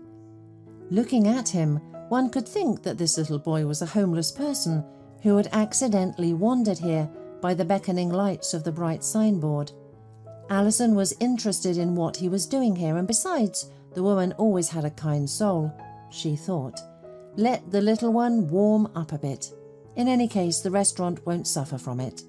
Just in case, she decided to approach and ask if the boy wanted something to eat. Surely he had been hungry all day. "Would you like to order something?" Alison kindly asked, approaching his table. "Hello," the boy said a little shyly. "Ma'am, I'd like a cake with cream." Alison felt her heart warm up. She really liked how this poor boy politely asked for a treat. It was evident that he had a natural upbringing and tact, even though life apparently had not been very kind to him. "Of course," Alison said cheerfully, shaking her reddish curls. "Would you like strawberry or banana cream?" The little guest was a little confused. It was evident that he was not used to being treated nicely and did not expect that he would be spoken to kindly here. After thinking for a moment, the boy slowly said, I think I'd prefer with banana." "Wait a minute, okay?" Alison decided to stay a little longer at the boy's table. The rich clients, meanwhile, continued to have fun and empty their wine bottles, so they wouldn't need her for the next half hour. They won't be going anywhere, the girl thought in passing, and the poor boy was their guest as well. In a few minutes, a beautiful banana cake with airy cream and a cup of tea were placed in front of the boy. At the sight of the dessert, the boy's eyes lit up with delight. "Wow," he exclaimed admiringly. "This is wonderful." "Do you like it?" Alison asked, smiling. She was pleased to see his joy. "Very much, thank you," he replied, thanking her from the bottom of his heart. "Enjoy, and just in case, the chef warned that this is one of his true culinary masterpieces." At that moment, a small but already obvious wrinkle appeared on the boy's forehead. The little boy frowned and then hesitantly asked, "Excuse me, please," he said, "but if this is a masterpiece, then how much does the pastry cost?" Alison checked the menu and named the price. The boy instantly turned pale, then in horror stared at the treat. "What's wrong?" the woman asked him worriedly. "Nothing, just—" The boy sighed heavily. "I only have a couple of dollars with me. I'm afraid I won't have enough for this masterpiece." Alison was confused for a second, then leaned over to the boy and whispered conspiratorially, "Don't worry, I'll pay for the order myself. Just eat and enjoy the moment, okay?" The boy stared at her with wide eyes. Alison was once again amazed at how much depth and gratitude there was in them. It seemed that this boy, at 8 years old, had already clearly understood by what rules this harsh world around him was playing. "Ma'am, thank you very much," the boy whispered with one lip. "You are the kindest of all the people I have ever seen." Alison lightly tousled the boy's hair, as if to say that there was no need for thanks. But suddenly a dissatisfied scream was heard behind her. "What kind of rude attitude towards clients is here? How long are we supposed to wait? Where's that red-haired wench?" The waitress immediately understood from the tone and stuttering of the speaker that they were talking about her. It turned out that the rich guests at table 5, to whom Alison had failed to bring appetizers in time, were outraged. "Ah, there she is!" unexpectedly exclaimed one of the wealthy members of the group, the most audacious. "Hey, come over here quickly." The girl felt incredibly offended, but there was nothing she could do. All waiters are taught to accept the dissatisfaction and complaints of wealthy clients in order to not tarnish the reputation of the place. Meanwhile, April rushed over to that table and began to calm down the seriously agitated businessmen. "Excuse me, please. Don't worry. The girl will come over in a moment. She's the only one on her shift today, and as you can see, there are quite a few guests in the hall. She's running around between the tables." However, the main troublemaker did not even think about calming down. On the contrary, he only became more nervous and began to shout openly to the entire hall. "I saw your little wench running around. Look, she's been chatting with that little bum at the table for a long time. If you're running a charity canteen and feeding all sorts of dirty bums, then you should have said so right away. Decent people wouldn't come here then. Oh, you've created an unsanitary mess here. I'll immediately call the sanitary and fire inspectors on you." The other guests involuntarily started to look towards the drunken company. Alison had already managed to rush over to the riotous men and tried to defuse the situation by offering to pay their bill herself, although the girl could not even imagine how many months she would have to work free in this case. "Of course, you'll work it off, my dear," the businessman teased Alison. "Only you'll do it somewhere else, because I'll make sure you're kicked out of here, straight to the dump. Redhead witch." "Gentlemen, please calm down. There's no need to shout like that. You're scaring the other guests." April tried to pacify the men as best she could, but it was all in vain. At that moment, the director appeared in the hall. Mr. Jennings was known to be a straightforward and very hot-tempered person. Seeing what scandal was unfolding in his restaurant in broad daylight, he could not remain at his workplace and decided to personally find out what was going on. "What's the matter?" the man began immediately. "Why are our guests dissatisfied?" The businessmen colourfully described to him what Alison had done to them. Alison looked pleadingly at April, hoping that at least she would stand up for her colleague, but the beauty herself was standing like a statue, silently looking at her boss, hoping that this thundercloud would pass her by.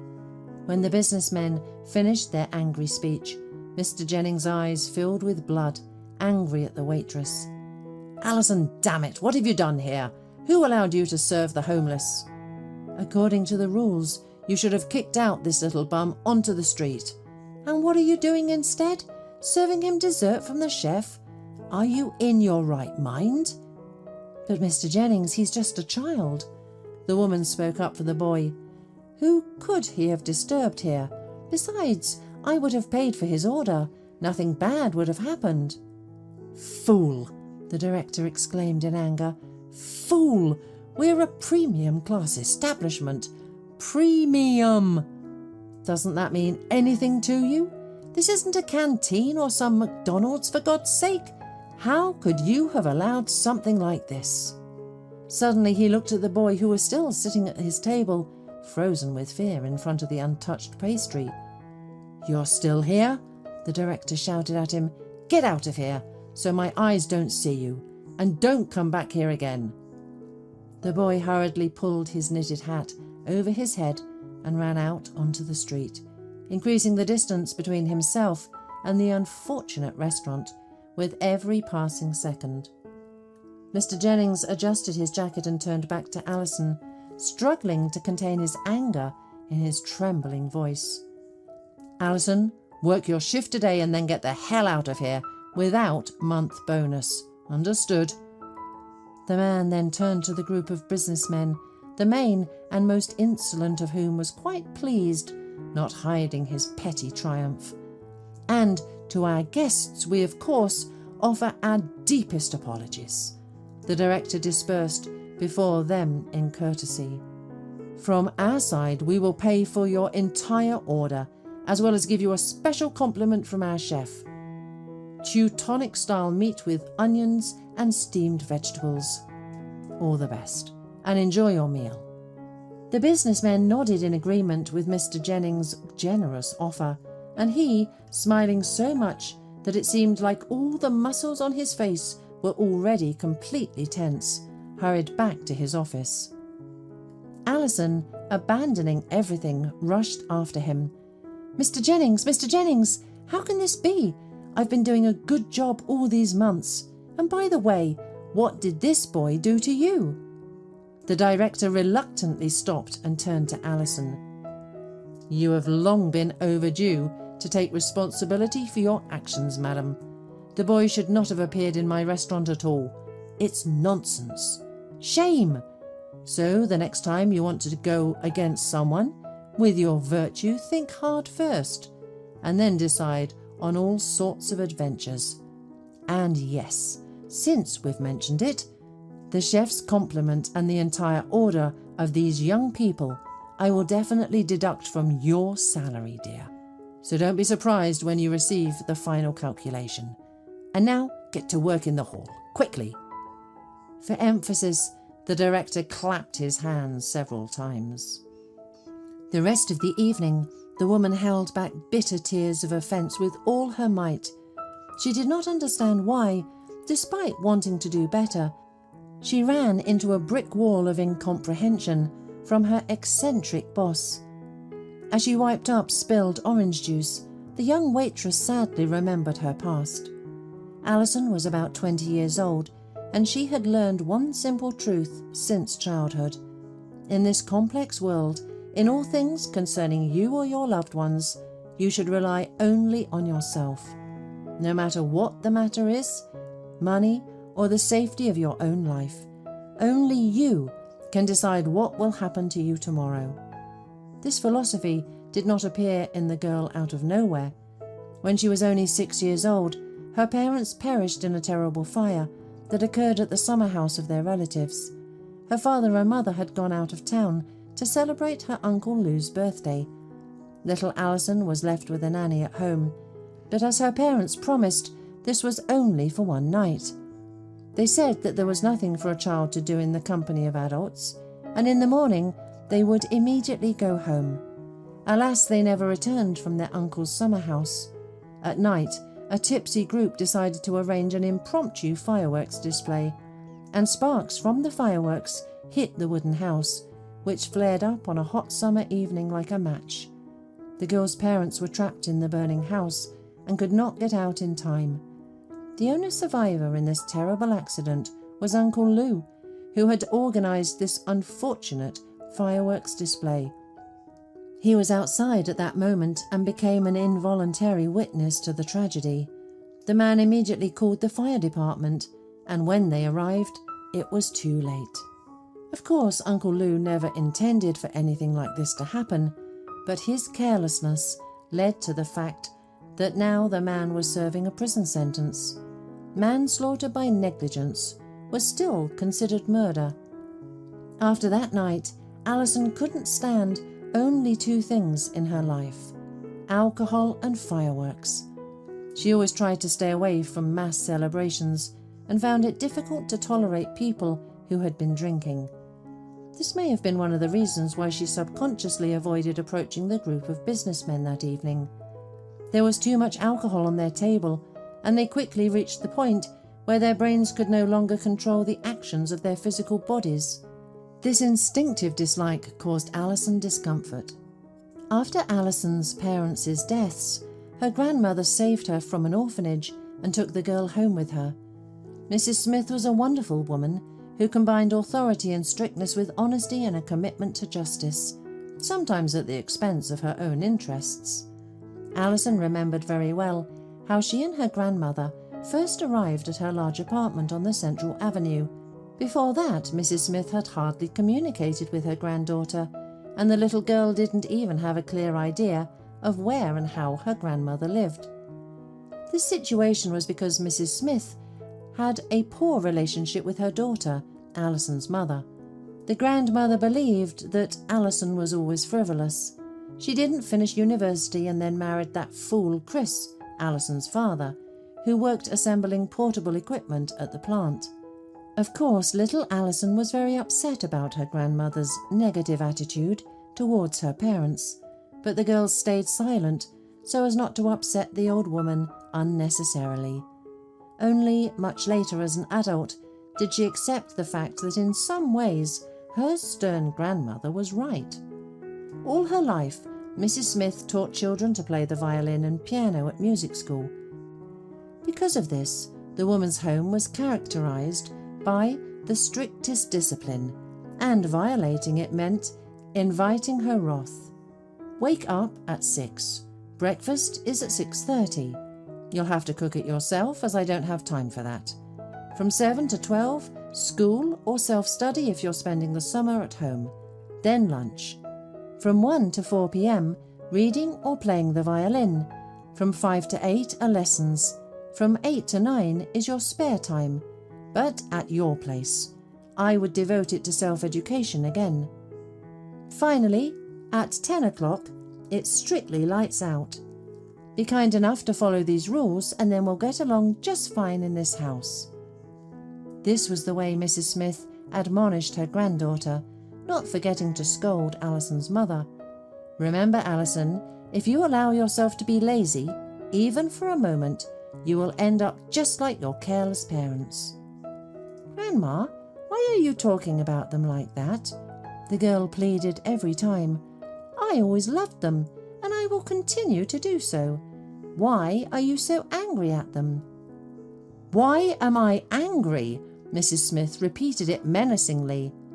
"Well, didn't they ruin their lives so thoughtlessly?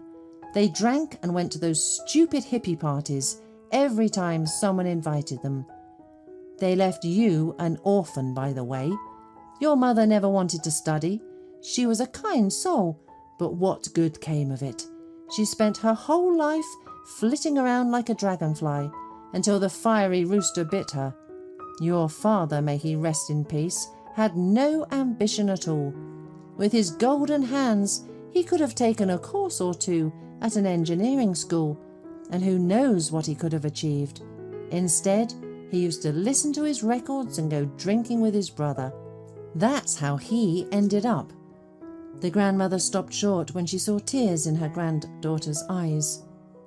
"You may think I'm cruel and mean, Alison," she said. "Maybe I am, but nobody has ever helped me with a kind word in my entire life. I'm still dealing with you, so to speak, like a hen with a chick, but I had to fight for everything tooth and nail. That's how it was. In this life you have to fight for everything and work hard to become the best. And if you spend your youth lying on the couch, you're not far from sin. Laziness, my dear, is the first sign of human weakness. If a person can't make themselves change their own life, who will help them?" Despite her young age, Alison understood the message that her grandmother was trying to convey to her, and she tried her best to live up to her expectations and not disappoint her. Soon, with her diligent studies and help with household chores, the girl gained maximum trust from the woman. Mrs. Smith hardly ever punished her granddaughter, only if the matter concerned some egregious cases, such as the one time when some girl from school allowed herself to make a sarcastic remark about Alison's deceased parents. Alison then gave this girl such a beating that she complained to everyone for a long time, and Alison's grandmother was called in for a special conversation with the school principal.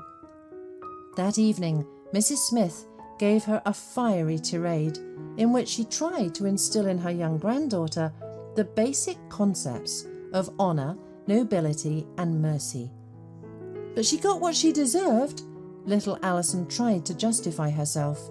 Why would it be okay for her to insult my mum and dad and get away with it? I think I did the right thing. The grandmother only theatrically waved her dry hand. And where is the justice in that? Huh? Is it in the fact that you were the first to start beating up that poor girl? Or in the fact that you couldn't control your anger, which can be such a destructive feeling? She's not a poor girl at all, Alison cried out in anger, while I have to walk 1/2 kilometre to the bus stop and then another 5 kilometres to school. Why can she do whatever she wants? And she has money, and I can't do anything and still have to pity her? I just don't understand it, Grandma. Mrs. Smith sadly smiled. Yes, she drives a car and can afford a lot, including hurting weaker people. But think for a moment, what will happen to her next? A person who has money and audacity but no intelligence is not the best role model, is it? Is it much better to be a noble and merciful person? Someone who can easily tell a bully that she is not worth your attention. Believe me, my dear, the ability to rise morally above such people is worth a lot and will be much more useful to you in life than hatred and blind anger, even if justified by serious arguments. Alison pondered her grandmother's words deeply. Certainly she was right about something, But how is it possible to control your feelings when people around you constantly criticize your own family? For the girl, this case became an occasion to learn to better control her thoughts and emotions, and in this regard she was gratefully helped by playing the old piano at her grandmother's house, on which Alison honed her musical skills at every opportunity. Of course, the girl did not play as professionally as her grandmother, but it helped her find harmony with her inner world and reflect on things that, in ordinary life, she sometimes did not have time for. Mrs. Smith was always strict in raising her granddaughter and did not trust her until the time when the girl, turning into a high school student, finally proved her reliability and prudence. Most of the time Alison spent at home, helping her grandmother with cleaning or cooking. To go on a date or to a disco, Alison needed special permission from her grandmother, which she could not always get. Despite the fact that the teenager inside her often rebelled about this, Alison tried to treat such moments as calmly as possible, convincing herself that good music could be listened to without leaving home, and that a quality book would be much more useful to her than spending her time with some unfamiliar guy. These methods of education eventually bore their positive fruits. Alison was able to go through the difficult period of adolescent formation almost painlessly, managing not to get involved in any dubious stories. By the end of school, Alison had turned into a well-educated girl who had every chance of continuing her education at a good college. But fate prepared her for another difficult test. Mrs. Smith, due to her venerable age, suffered from several serious chronic diseases. She was admitted to the hospital with acute renal failure. Tormented by unbearable pain, the woman held on until the last minute, trying not to worry her granddaughter, who was about to take final exams at school. Alison in turn spent all her spare time from studies and the library at the bedside of her strict but beloved grandmother. Most of the money they saved during their time living together, the girls spent on medicines that, though a little expensive, eased the suffering of the old woman. Alas, everything comes to an end. Mrs. Smith passed away quietly in her sleep, peaceful, knowing that she raised a worthy person out of Alison. Several months of hard fighting for her grandmother's life seemed to Alison like long years. The girl herself seemed to have matured by several years. Her last teenage dreams were shattered by the harsh reality in which she remained completely alone, without a penny in her pocket. Ahead were final exams and a new, absolutely unpredictable adult life. Fortunately, evil fate could not break the fighting spirit of the girl, tempered by the truly Spartan upbringing. Where others would have given up and surrendered to the will of complex life circumstances, Alison, on the contrary, began to fight fiercely, with doubled energy, for her place under the sun in the cruel and inaccessible society. Trying to find a job, the girl immediately began sending her resume everywhere and attending numerous interviews after finishing school. However, difficulties awaited Alison here too. Despite having an honourable certificate for academic achievements, the young job seeker couldn't find a job. Employers were not ready to take on an employee who had no professional experience. Each time the recent graduate was faced with a refusal, always the same wording: "Sorry, but currently we are not ready to invite you to work in our company. Try contacting us next year when you have minimal experience in the desired position." Gradually, from an applicant for the role of a full-time employee or a business company, Alison moved into the category of applicants, first for the position of a sales assistant, and then the cashier of an ordinary supermarket. And still, the girl repeatedly received refusals, as if some invisible shadow was following her. Alison was very upset, feeling an increasing panic inside. She feared she would soon become completely unemployed. What would she do then? The girl simply couldn't imagine, because she still had to pay for her grandmother's apartment every month, and expenses for food and clothing couldn't be ignored. Instantly, when Alison was already desperate, fate unexpectedly took pity on the unhappy girl. Help came from where she least expected it. One day, Alison went to an interview that, as she hoped, would finally bring her the coveted position of junior manager assistant. They told her on the phone that they were ready to consider the girl's candidacy, but with a probationary period. Encouraged, Alison literally flew to the office, anticipating long-awaited success. However, when Alison arrived, she was deeply disappointed. It turned out that just a couple of hours before Alison was supposed to come, the director of the company had hired another, more experienced employee for this position, who already had experience with document flow at the previous company. To say that the girl was crushed by this failure is to say nothing. Alison left the company building, walked a couple of steps, after which she stopped dead in the middle of the sidewalk and, without embarrassment, burst into loud tears in front of everyone. Then it was absolutely unimportant to her what others thought of her. After all, her last hope for improving her financial situation had suffered a complete collapse. Passers-by looked at the girl in complete bewilderment, but no one stopped and tried to offer her any help. But suddenly, Alison heard a quiet, calm voice behind her, clearly addressing her. "Well, why are you crying, girl? Look, you're about to flood the whole street with your tears." Alison turned to the voice and saw a pleasant woman about 40 years old in front of her, holding a cute bag of large knitting with an extremely unusual salad green colour. She also wore a knitted beret in the same shade as the bag. The woman was looking at the girl with interest and frank sympathy. "Oh, don't even ask, please," the girl replied, sobbing. "Have you ever had this feeling that the whole world around you is collapsing into an abyss, and you're standing on the edge and you don't know what to do? It seems that there is no point in running back because you will fall anyway, but you do not want to jump forward either." The woman frowned and quickly approached Alison, taking her by the elbow. She suggested that they go to the nearest park and sit on a bench to rest and talk properly.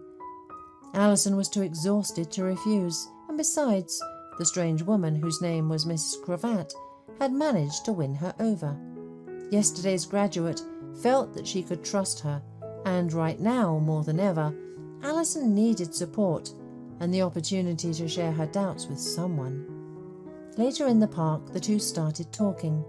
Alison told Mrs. Cravat about almost all recent events in her life, including the death of her beloved grandmother. She ended her story with an honest confession that she was afraid of being permanently unemployed. Well, well, what a situation. Mrs. Cravat shook her head, causing her funny hat to tilt slightly to the side. "Have you tried going to the job centre?" "Of course," Alison said through tears. "They tell me to take the lowest position, at least as a secretary. But how can I become a secretary if they require experience everywhere, and I don't have any, except for my school?" Mrs. Cravat thought for a moment. She really wanted to help this poor girl, as she had shown herself to be so nice. However, would Alison agree to accept her offer? After all, the girl graduated with honours, and now this.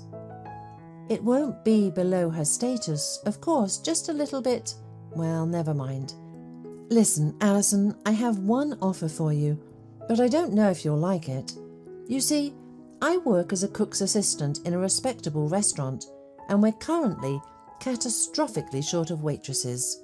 Last month, one girl broke her leg, some kind of complicated fracture, and says she'll have to spend at least 3 months in a cast, and another one just went on maternity leave a week ago. In short, do you want to go to our restaurant as a waitress?" Alison looked at Mrs. Cravat in amazement. She couldn't believe that this nice woman was offering her a job so easily. "What? Do you mean as a waitress? You're not joking, are you?" The woman's round face broke into a kind smile. "What jokes could there be, my dear?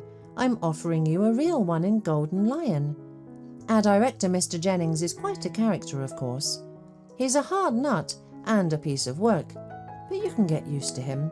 In any case, he won't eat you for nothing." Mrs. Cravat laughed, and Alison suddenly felt someone turning on a bright white light inside her. It was hope. "Oh my God, of course I agree," the girl exclaimed joyfully. "Thank you so much, Mrs. Cravat. Thank you so much. And when can I start working?" The woman was a little embarrassed, but then she patted Alison's hand and quickly said, "Let's do it this way. I'll go to work tonight and I'll put in a good word for you with the director. And you come tomorrow morning early. Just don't be late. Deal?" Alison nodded in agreement, and Mrs. Cravat shook her bright green hat. "Well, that's great. And don't cry. Tears are never helpful in our line of work. Calm down and come tomorrow, exactly at 9 o'clock, when the restaurant opens," she reminded the girl, just in case. After saying goodbye, they went about their business. Alison spent the rest of the evening and the first half of the night in nervous anticipation.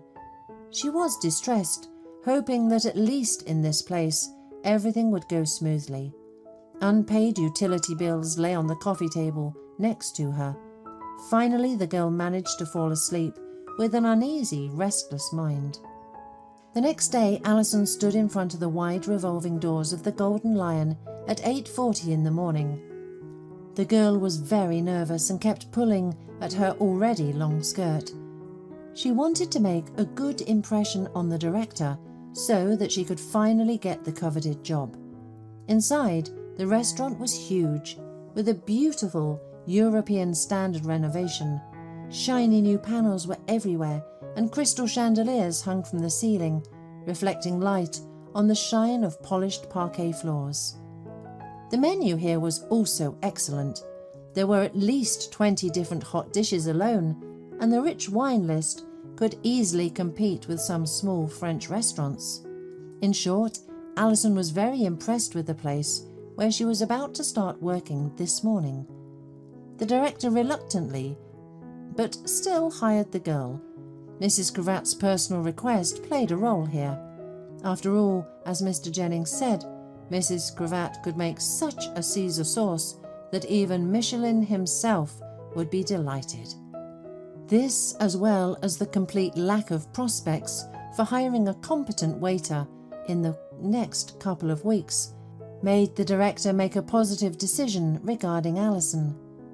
Well, time will tell, he reasoned, and he showed Alison the utility room so that she could change into her uniform and meet her new colleagues. On the way to the utility room, Alison managed to notice Mrs. Cravat joyfully winked at the girl and showed her a big thumbs up. Having arrived in the utility room and exchanging a few words with other girls, Alison realised that they all worked here not for a good life. For example, Nina lived in one of the poorest areas of the city and, without having any education, miraculously got a job here. Suzanne, on the other hand, had a good education but got pregnant early, and now she had to work here for half a day to be able to support her little son. Serious firms, she explained to Alison, would never agree to hire a young mother, let alone one with a 1-year-old child in her arms. The only one who came to work here by the call of the heart was Marissa, a young girl who wanted to become a cook. She decided to go here to gain experience, and later she was going to enroll in a college to learn the craft of cooking. In general, all the girls were united by one fairly clear aspiration: to earn as much money as possible in this restaurant to later be able to get a more prestigious job. Then Alison saw April for the first time. The statuesque beauty stood out favourably against the background of other girls with her impressive appearance, and was very proud that she was hired here thanks to connections. However, a little later, Alison concluded that the restaurant administrator had no more power here than all the waitresses, and therefore most of the establishment's employees were more than indifferent to her affected sarcasm and pathos. The colleagues quickly brought Alison up to speed, explaining how to categorize guests and assuring her that it was a valuable skill. You need to learn how to immediately determine who is in front of you based solely on their appearance, Nina advised Alison. If the suit is made of expensive fabric and the shoes look obviously more expensive than what you're used to seeing on men, then that's our client. These handsome guys usually come here to grab a bite from the elite business centre across the street. For them, a standard lunch is like a week's salary for us, and they always leave good tips. And the nicer you are to them, the more tips you can earn during your shift. Got it? Alison nodded uncertainly. And please keep in mind the most important thing, Suzanne continued to her friend. At the end of the day, all the money received as tips must be presented to Mr. Jennings. But aren't we supposed to keep that money? Alison asked hesitantly. We earned through our quick thinking and tolerance towards the guest. Well, you did earn it, Marissa replied sarcastically, but he always takes the biggest share anyway. Those are the rules here, my friend. If you complain, you'll be shown the exit. Alison realised that the job she had gotten was far from easy. After a brief safety briefing and rundown of the basic rules of behaviour for waitresses in the hall, April threw Alison into the deep end. Alison's first shifts were monstrously difficult. At first she felt like she couldn't keep up, but then as she got used to it, the young waitress felt that she was already doing well in communicating with the visitors, and she became more confident in holding the tray of food. However, every day at the end of the first week of her new job, the girl literally collapsed from exhaustion.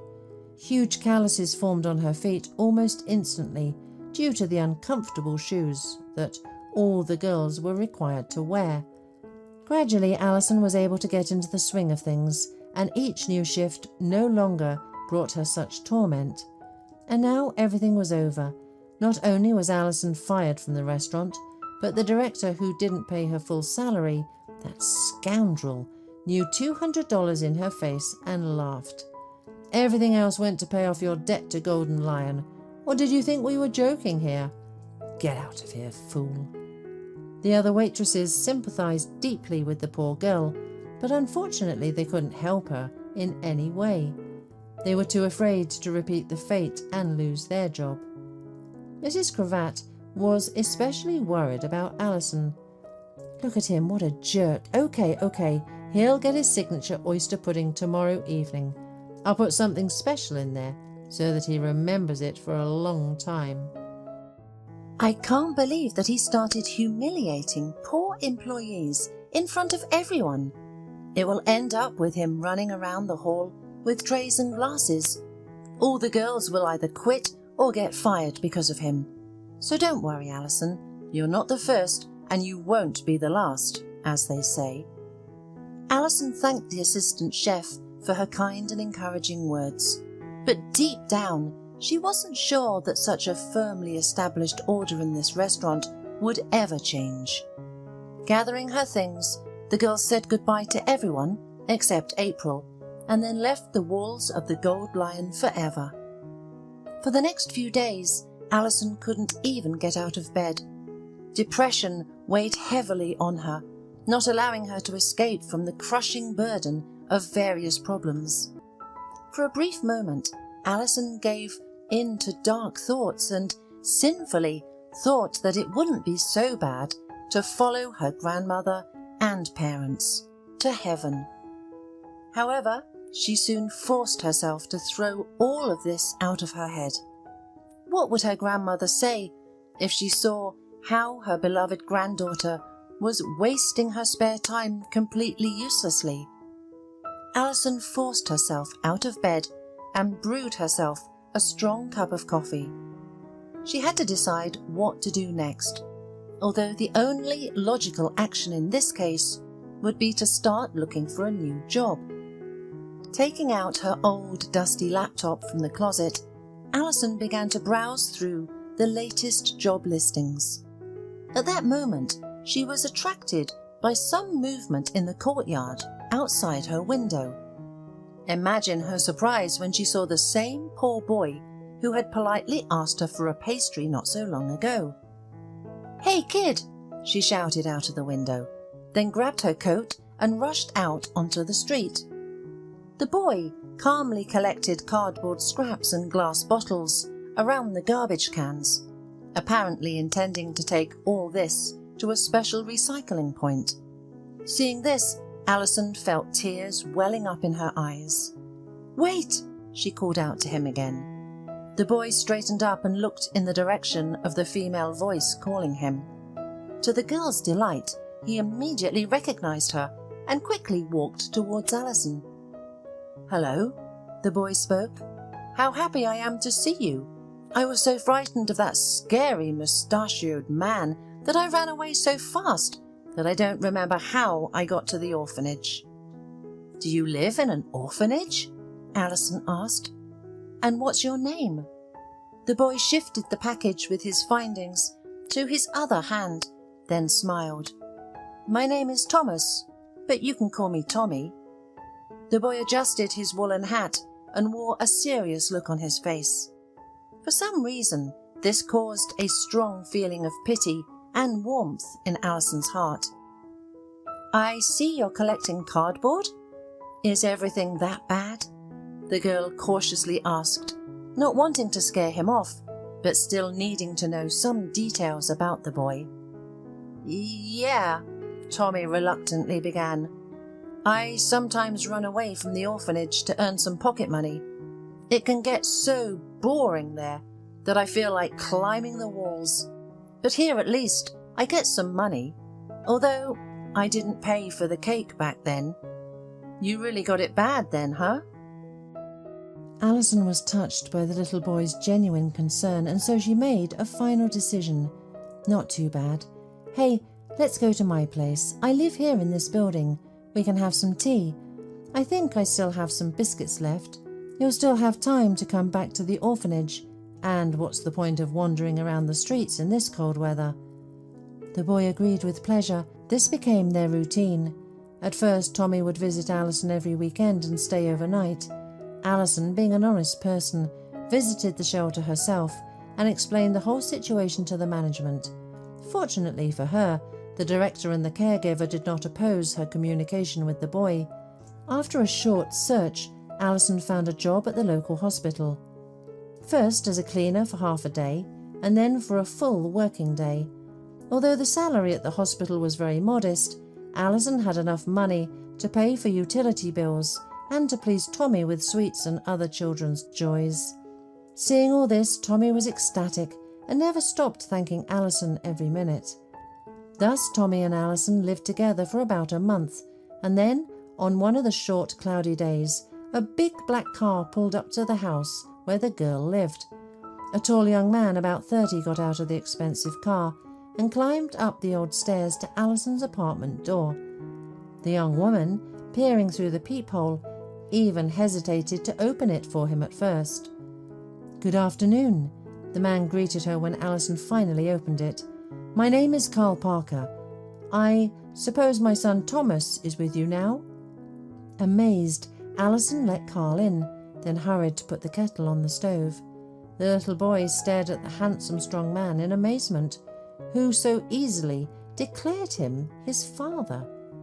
"You see, something terrible happened to me in my youth," Carl began a little later when all three of them sat down at the small kitchen table. "I was dating a wonderful girl named Beth exactly 8 years ago.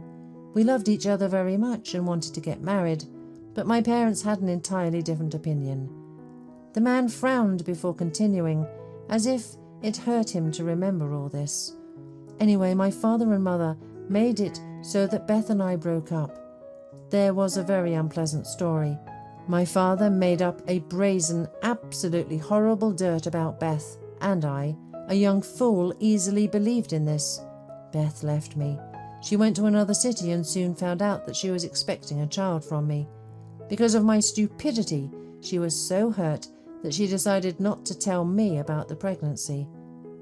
Carl took a deep breath and sipped his tea before approaching the end of his story with a trembling voice. Beth died during childbirth. I apologised for speaking so plainly, but in reality it took me a long time to come to terms with it and accept my youthful foolishness. Tommy was immediately sent to an orphanage after he was born. I would never have known about anything if my mother hadn't told me everything before she died. I'm sorry, Alison responded. I'm very sorry that you had to learn about your son's existence under such tragic circumstances. I understand very well what it means to lose the people closest to you. The man looked at the girl with gratitude and sympathy. You see, Alison, I'm a very wealthy man. I hired a private detective and he was able to find Tommy for me. Understand that this boy is the only one left on this earth who is closest to me. If you don't mind, I would like to take him to the house that is his by right of birth. Thank you so much for taking care of him. Alison was at a loss for words. During the short time they had spent together, she had grown very attached to the boy and couldn't imagine how she would live without him. However, Tommy had his own solution, with that charming childlike naivety that only the kindest and purest children possess. Daddy, I'll go home with you if you promise me that we'll go for walks with Alison every weekend. I love her very much and I don't want her to be sad without me. The businessman looked at his son with surprise, but agreed to fulfill his condition. The boy nodded happily and said, And also, they fired her from work because of me. There was this big scary man who yelled at us so much. Tommy told his father the whole story in detail, and Carl's pure outrage was clearly visible on his face. Oh, that Mr. Jennings. I should have shown him where he belonged a long time ago. He became too arrogant. Scoundrel. As it turned out, the boy's father knew the real owner of the restaurant where Alison worked very well, so they easily resolved the issue. Mr. Jennings had long been suspected of concealing part of the revenue from the total proceeds. The story with the waitresses put a fat dot in his dismissal. A couple of weeks later, Alison received a call and was invited back to work at the restaurant, but this time she was offered the position of administrator instead of April, who was fired straight after Mr. Jennings. The girl agreed with pleasure. She was truly grateful to Carl for everything he had done for her. Tommy now lived with his father but still missed Alison, so to avoid upsetting the boy, his father fulfilled his promise and began to invite Alison on joint walks with Tommy. The man believed that the boy's interest in this girl would soon wane, but almost imperceptibly he began to communicate increasingly with her, discovering her to have a very interesting and deep personality. Alison also liked Carl very much, but she was afraid that her humble origin would repel the rich man, so she did not show any initiative herself. Carl quickly understood what was going on and soon managed to break down the remaining social barriers between them, so the couple plunged headlong into a stormy romantic relationship, which resulted in a lavish wedding. Tommy was overjoyed that Alison could now live with them, and Alison in turn was incredibly happy to have found her soulmate and beloved little son. But this was only the beginning of their long and happy family life, as very soon Alison found out that she herself was expecting a baby. The couple hopes that they will have a girl because, last Christmas, Tommy asked Santa to give him a little sister. One fall evening, David and his friend stopped by a newly opened cafe. They had already ordered and were talking softly. Suddenly, David's friend nodded toward the stage. David followed his gaze and marvelled. A girl came to the microphone. She was incredibly beautiful. Thick dark hair, brown eyes framed by thick eyelashes, slim waist and sensual lips. The music played and the stranger started singing. Her strong and high voice reached the deepest parts of the heart and the hidden corners of the soul. David's skin tingled with goosebumps as she sang. "Who is she?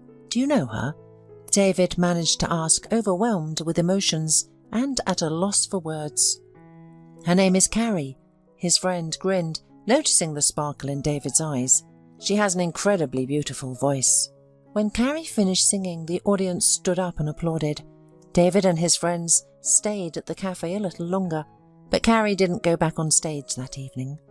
David was captivated by the angelic voice of the singer. Secretly from his friend, he started coming to the cafe to enjoy her singing. He always tried to get a table closer to the stage so no one would disturb his admiration for her. After each performance, he handed her flowers and soft toys, and it took a month before he mustered the courage to speak with her. "Carrie," he said, "may I invite you to my table and offer you a glass of wine?" "I don't drink alcohol, but I wouldn't mind a glass of water," she replied with a smile. She had noticed this man for a long time, but she did not show it, and secretly longed for him, regretting that he was too shy. David pulled out a chair, inviting her to sit down. He called the waiter and ordered water for the lady. "You sing beautifully," David confessed, overcoming his embarrassment. "I've never heard such a marvellous voice in my life." "Is that why you come here every Friday?" "Yes, I come to you because I like you. By the way, would you like something to eat?" "Thank you, but no, I have to hurry home." "May I walk you out?" Carrie nodded in agreement. David was overjoyed, paid the waiter and left the cafe following the girl. "I live nearby," she explained. "It's very convenient. No need to worry about taking a cab." "You have real talent. Did you study singing somewhere?" "Talent is 70% hard work every day, and the rest is a gift from above. It took a lot for me to succeed. I studied at vocal school." "You could have had a brilliant future.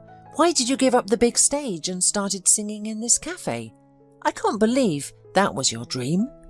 "You're right," Carrie admitted. "Probably a successful solo career was waiting for me. But once, on a friend's birthday, we went to a karaoke bar. They persuaded me to sing in public for the first time.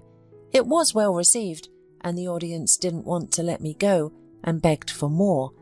But at this moment, I realized the big stage wasn't for me. I panicked at the thought of performing in front of a large audience. That's why I'm happy with a job at this cafe." "The cafe owner must have been happy to hire you." "Yes," Carrie laughed. "He gained more clients. Everyone came to hear me sing." "I've been watching you for a month. You have your own fans who come here to hear you sing every time." "Are you one of them?" Carrie asked with a smile. "Yes, I couldn't wait until Friday to see you again. I confess it has never happened to me before. You're amazing." "Well, thank you for such kind words, but here's my house," Carrie said, stopping. "I hate to say goodbye," David said disappointedly. "I would like to invite you to the cinema." "To the cinema?" The girl smiled. "Why not? I can't even remember the last time I went there." So David and Carrie began dating, and their quiet, calm relationship gradually blossomed into love. After 3 years, David decided to take a serious step. "Where are we going?" Carrie cheerfully asked David when she noticed that instead of going home, he was driving the car out of town. "It's a surprise," David replied with a smile, and soon they arrived at the beach, where the golden sand shimmered in the rays of the setting sun. "Wow, this place is incredibly beautiful," exclaimed the girl. "How did you find it?" "This is where my friends and I used to swim when we were kids." The beach was secluded, hidden from prying eyes by a ridge of stones. They walked around the ridge, and Carrie cried out in amazement. "What is it?" A paraglider was soaring in the setting sunset, and there was not a cloud in sight. Suddenly, a white, heart-shaped image appeared on the blue canvas of the clear sky. "Oh my God, how beautiful!" Carrie jumped, clapping her hands like a little girl. "How is this possible?"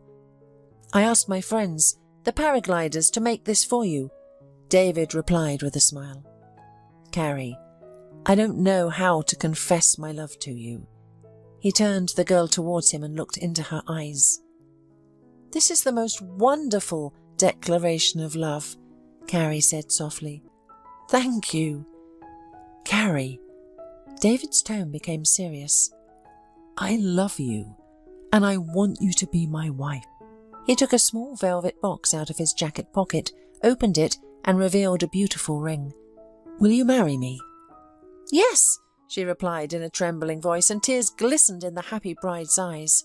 She hugged David and kissed him. "I was afraid you wouldn't agree," the young man said as he pulled away. Then he took a step to the side and pulled out a bouquet of flowers from a pile of stones. "I want us to never be apart. I want to admire you for the rest of my life. I dream of our children being like you." How could I refuse? When you've arranged all this beauty for me, you've given me such a wonderful autumn sunset. Meanwhile, the sun had disappeared below the horizon, and the river breeze grew. Carrie shivered. "Are you cold?" David asked with concern, putting his arm around her shoulders. "Let's go home. I want to celebrate our engagement. And there's another surprise waiting for you." The young couple stood a little longer watching the paragliders in the sky. What a pity that the heart-shaped image disappeared from the sky so quickly, Carrie said sadly. "We will definitely come back here," David promised. "And if you like, we can go up into the sky too." They got into the car and headed home. When they entered the apartment, Carrie gasped. At home, a romantic candlelit dinner awaited her. "How have you done it?" she asked in amazement. "It wasn't difficult at all," David grinned, helping the girls sit down at the table. "A phone call and card payment, and dinner is on our table." "You're quite the spender," Carrie laughed. "I don't spare anything," David said, raising his wine glass. "I am the happiest man today because the woman I have loved for so long has said yes. Thank you, darling, and I love you." "And I love you very much," Carrie replied, looking at him with eyes full of adoration. "I don't know how I lived without you. You are the most precious thing I have. I can't stop thanking God for meeting you. We should start thinking about our wedding, but first, I want you to meet my mum," David suddenly declared. "Now that I've proposed to you, it's necessary. Besides, Mum has been eager to meet you for a long time. She is a wonderful woman, but she has one flaw. She loves me too much." He chuckled. "What if she doesn't like me?" "That won't happen. If I like you, it means my mum will like you too. Don't worry, I'm sure you'll get along. So tomorrow we're expected for lunch with my mum. Refusing is not an option as she's fully prepared. You don't want to upset your future mother-in-law, do you?" "No, I'd love to meet her," the girl agreed. However, her heart was troubled, unsure of how her future mother-in-law would feel about her. "Okay, I'll pick you up in the morning by car. We'll leave early as my mum doesn't like tardiness." The next morning it was freezing, despite the rain from the day before. "It's slippery," Carrie remarked worriedly, anxiously looking at the glistening ice on the road. "Don't worry," reassured her fiancé. "We have plenty of time. There's no need to rush." As they drove, they encountered traffic jams and had to navigate through the flow of cars. "We're terribly late," David frowned. "Mum won't be pleased. I don't want to earn her reproach on her first meeting with you." "But it's not our fault that there are so many accidents on the road," Carrie cautiously remarked. "She's a clever woman, she'll understand. In fact, she may even praise us for being cautious." "Try explaining that to your mother," David said, keeping a careful eye on the road. "She doesn't tolerate delays. Finally, we're on the highway." He sighed with relief. "Now we can pick up the pace a bit. There aren't many cars. If we hurry, we'll make it in time for lunch." "But David, please don't rush," Carrie pleaded. "Look, the road is slippery. I'm afraid." "No need to fear," David waved his hand nonchalantly. "My car is a front-wheel drive, so it won't let me down. Even if it skids a little, I'll add some gas and it will stabilize itself. By the way, please pass me the water. It's behind my seat.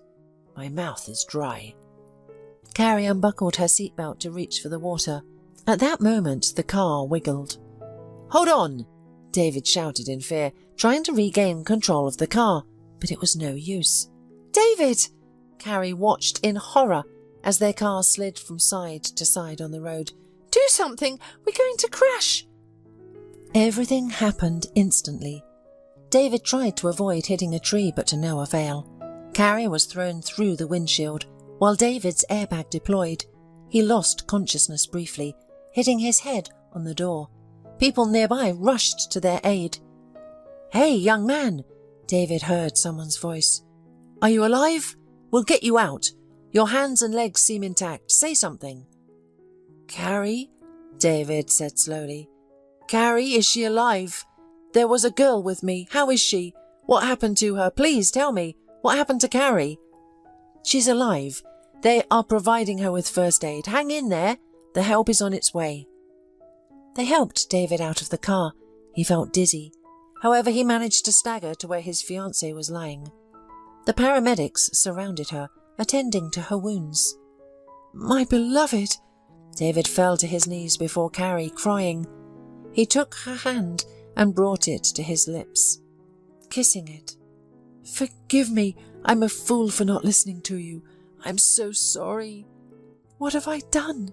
David thought fearfully, looking at his beloved's face, disfigured by deep cuts. "This can't be her. This can't be my Carrie. It's my fault that she's like this. God, there's no forgiveness for me. I can't feel my face." The girl barely moved her lips. David, upon hearing her voice, realized that the bloodied figure before him was indeed Carrie. "You mustn't speak right now," the paramedic said sternly, tending to their wounds, and they turned to David. "Who is this girl to you?" "This is my fiancée, Carrie, my darling. Everything will be all right," David answered, trying not to look at his beloved. "David," Carrie asked in a whisper, "what's the matter with my face? Tell me the truth." "I don't know, it's bandaged. Everything will be all right. You'll be treated, don't say anything. We'll come to the hospital. They'll help you, just hang on." "I can't feel my face. It hurts so much." The girl cried and fell into darkness. Carrie slowly opened her eyes. "You're awake at last. Well done." She heard a male voice beside her. "What's wrong with me?" the girl asked slowly. She found it hard to look at the man leaning toward her. "Am I in the hospital?" "You have a concussion," the doctor said after a moment of silence.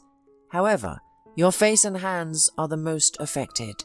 Do you remember the accident?" Carrie lifted her hands. They were bandaged. She brought them up to her face, touched it, and cried out in pain. "Yes, I remember. It was slippery and we lost control of the car. When will you remove the bandage? I want to see my face." "In a couple of days," the doctor replied, quiet again. "Then we can assess the extent of the damage and decide what to do next. Plastic surgery will be required, and I think more than one. We'll do our best." "Is my face badly damaged? Will I have scars? Tell me the truth." "I don't want to deceive you, but you won't look the same as before the accident. I'm sorry. The cuts from the glass were too deep. Unfortunately, they'll leave scars, and you'll need to do something about them. But nothing is impossible today," the doctor reassured her. "There are various modern technologies available." Tears welled up in Carrie's eyes. "What about David?" she said weakly. "How is he? I want to see him." "He's already home. He was lucky, barely injured, just shocked from the impact. Well, I'll leave you to rest." When the doctor closed the door, Carrie called her mother.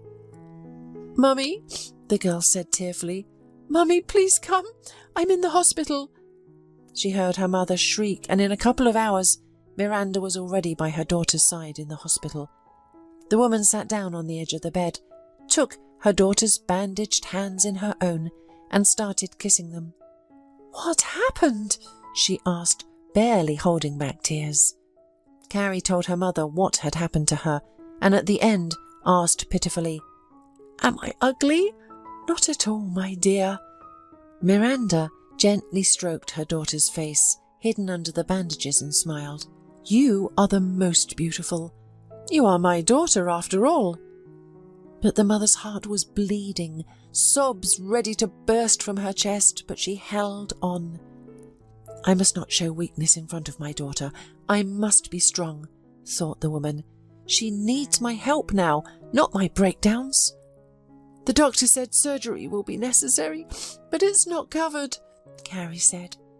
"We will definitely do it, don't worry. We'll find the money, and David will help us as well. How is he, by the way?" "He only has a mild concussion and a small cut. He needs some time to recover, to deal with the car and the police. He hasn't visited me yet." "Well, all right." Miranda stood up. "I'll go. The doctor didn't tell me to stay long, and I'll come again tomorrow." She bent down, kissed her daughter. "Get well. Don't miss me. I love you." The woman left the room and headed for the doctor's office. "Doctor, tell me, how is Carrie's condition? What should I prepare for?" "I must confess I have nothing to calm you down. The cuts are deep, and I would be more concerned about her mental state. She will have to come to terms with the fact that her appearance is irreversibly changed. I believe your greatest challenges lie ahead. You will need to raise money for plastic surgery and be patient. It will be a devastating blow for her to see herself." Grief-stricken, Miranda left the hospital, sank on a bench in the park, and finally let out her tears. "My poor girl," she thought. "How unlucky she is. She won't be able to go on stage now. It would crush her." Suddenly the woman wiped away her tears. "No, I'll do everything to recover my daughter's face, no matter how much it costs." Determined, she drove home. And at that time, on the other side of town, Mrs. Berger was blocking her son's way. "Son, where are you going? The doctor said to stay in bed a little longer." "Mom, I have to go to the hospital. Carrie is there. She's waiting for me. I can't hide like a coward, especially since I'm perfectly fine. I must be near her. It's been 2 days. I still haven't gone to see her." "You can't go." The woman became agitated. "You need to recover. After all, you had a concussion. Look at you. You're still fragile. I won't let you go. And she's not alone. She's got doctors and nurses looking after her. I'm the one who's looking after you here, and I'm very concerned about your health, so come back to bed at once." "Mum, I'm fine. I'm already healthy. I want to see Carrie. She needs my support. You can't forbid me to go to my fiancé." "Who I still haven't seen in person," snorted Mrs. Berger. "You know what, darling? I'm coming with you. I'm going to meet this girl finally. I won't let you go alone, and don't mind.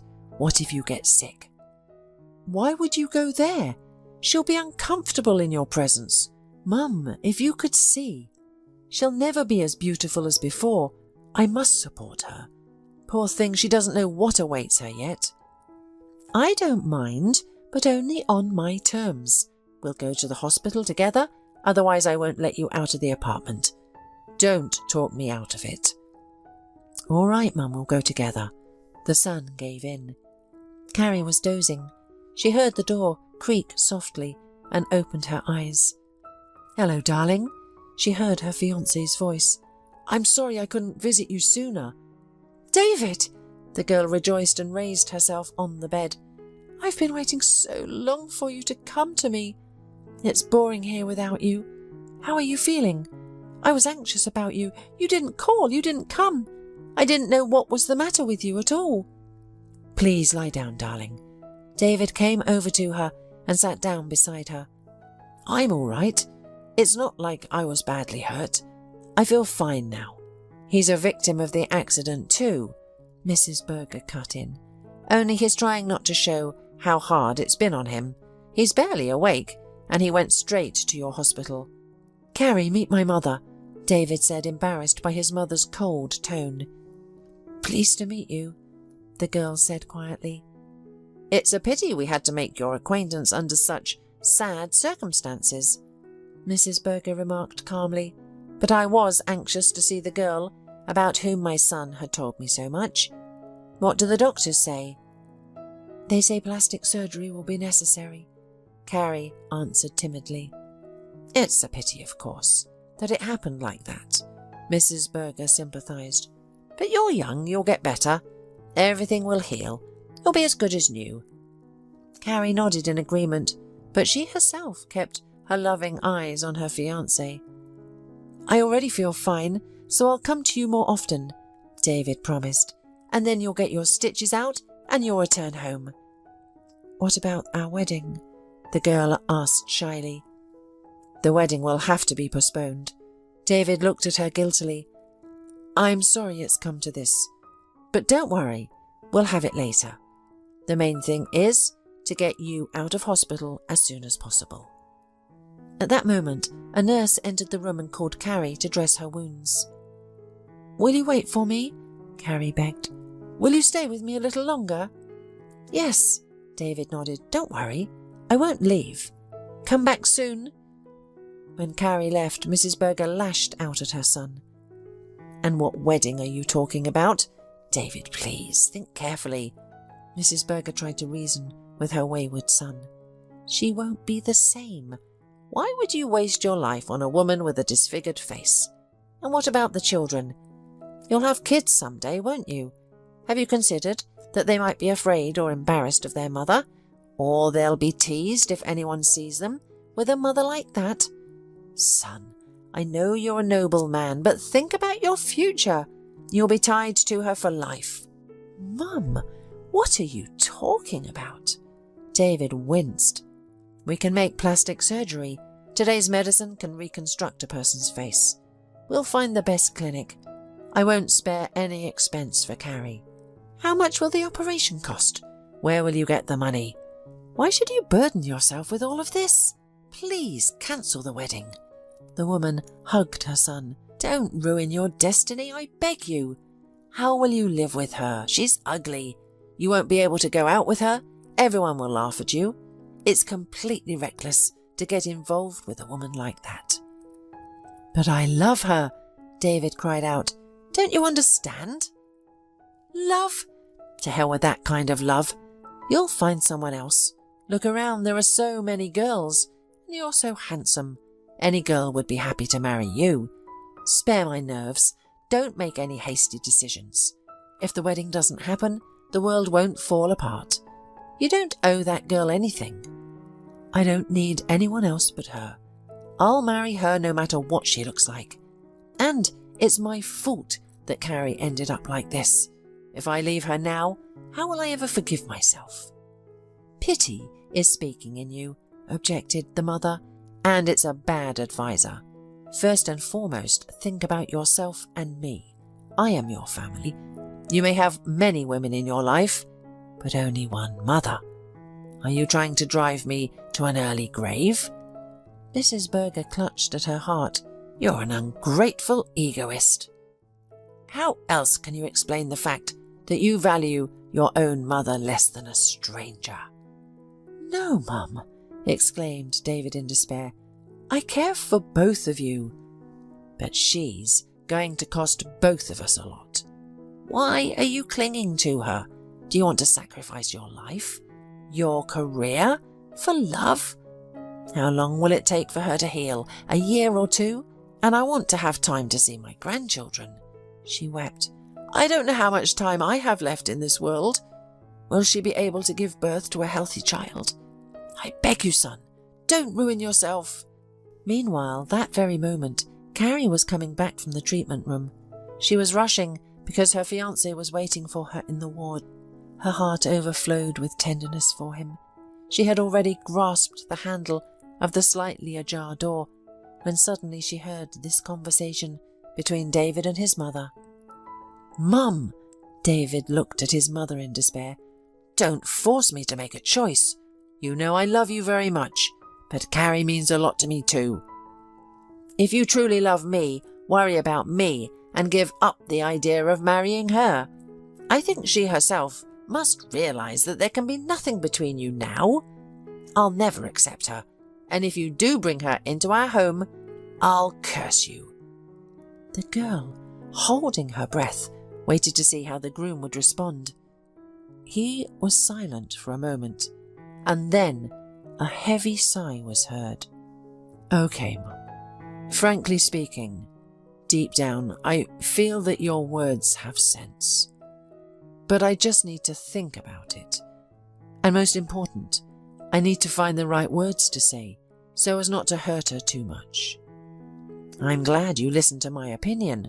Remember, a mother would never do anything to harm her child. I care about you and your future. Carrie stood with her back against the cold wall, tears choking her. After calming down a little, she swung the door open. I'm back. The girl tried to put her usual cheerfulness in her voice, pretending she hadn't heard anything. Thank you for waiting for me, but the treatments have been so tiring. I'd like to rest. Excuse me, can you leave me? Yes. David immediately hurried away, delighted at the opportunity to leave. Rest. It's the best medicine for you now. I'll be sure to come back when the doctors allow it. We'll walk with you in the park. Here in the hospital, there's a great park. Get well, dear, Mrs. Berger said in an indifferent tone, and looked triumphantly at her frustrated daughter-in-law. This battle for her son, she had won. David never came to the hospital again. I want to look at myself in the mirror. It took a long time before Carrie dared to ask the doctor. I'll have to do it someday anyway. Let it be now. Kate, bring the mirror into the room and remove the bandages, said the doctor. Carrie closed her eyes, gathering her strength, then resolutely opened them and saw her reflection. Is it me? She asked in horror, tears showing in her eyes. In the mirror she saw a stranger whose face was disfigured with scars. One eye was half closed, pulled down by a scar. The other scar fixed the corner of her mouth downward. The face was inanimate, as if someone had pulled an intimidating mask over it. Carrie moaned helplessly, covering her face with her palms and scratching at the skin with her fingers, as if she wanted to peel it off. How am I going to live with this face? I'm ugly. She threw her face on the pillow, sobbing and pounding her fists on the bed. Get her a sedative right away. She's hysterical, ordered the doctor. He grabbed Carrie, turned her towards him, and hugged her tightly, not allowing her to break free. She was sobbing and couldn't stop. The robe on the doctor's chest became wet from her tears. Everything will be okay, he coaxed Carrie. You'll manage. You're strong. The main thing is, you're alive. Why should I have such a life? Don't you see what has become of me? I'm disgusted with myself. And how will people around me look at me? David was right. I'm ugly. I can't be loved. He was right to leave me. A nurse came running in, administered a sedative, and in a few minutes the young woman was hushed and limp in the doctor's arms. Everything will be all right, he muttered as he tucked the patient into bed. Things will get better. Plastic surgery will do its job and help fix your face. But it will never be the same again, Carrie said as she fell asleep. Secretly from her mother, David found out when Carrie was discharged from the hospital and came to meet her. He was rushing, holding a huge bouquet of flowers. And where is Carrie? He asked, entering her ward and seeing the nurse rearranging the bed on which his fiancée had recently been lying. Carrie has been discharged, the nurse said without stopping her work. You're late. You should have come earlier. If you're her groom, she left you a letter. David nodded, and the nurse took an envelope out of her pocket and handed it to him. The man took the letter and handed the nurse a bouquet in gratitude. Upset, he went out of the hospital, sat down on a bench and began to read. Dear beloved David, I could not even imagine that one day I would have to write these lines, but everything has changed instantly. David, I heard you and your mum, and I don't want to be a burden to you. Your mum is right. We can't have anything in common now. I've changed since the accident, and I'll never be the same again. And it's not just my looks. Our lives have been divided into before and after. I don't want you to feel sorry for me. I don't want you to feel obligated to marry me. You don't owe me anything. The time I spent with you was the best time of my life. It was a happy time. I'm grateful for the love you gave me, but now my eyes have been opened. Honestly, I'm glad things happened the way they did. I guess you blame yourself for the accident." At these words, David jerked as if he'd been slapped. "But I don't hold a grudge against you. It's probably fate. Don't come looking for me. Our roads have parted forever." "Why did you run away, you silly girl?" David muttered under his breath. He took out his phone and dialed a familiar number, but in response he heard, "The subscriber is unavailable." I'm sorry, my love," the man whispered to himself, as if Carrie could hear him. He was horrified at the thought that he had been weak-willed and had gone along with his mother. Yes, I was frightened when I saw your face. I didn't want to believe that I was looking at my favourite beauty. I even thought I was mistaken, and in front of me with some strange woman, not you, my beloved Carrie. The accident mutilated your lips, your nose, your cheeks, everything I loved to kiss so much. This new face was disgusting. I refused to believe it was you. I was never going to deceive you by pretending love. You were right to leave without saying goodbye. You are stronger than me." David stood up, hesitated for a moment, then tore the letter into small pieces and threw it in the trash. Afterwards, he straightened his shoulders, took a deep breath, and walked away from the hospital. "Daughter," Miranda coaxed Carrie, "please eat. You'll starve yourself. You've shut yourself away and are sitting at home without saying a word. You're burying yourself alive. Shall we go for a walk? It's been so long since you've left your room."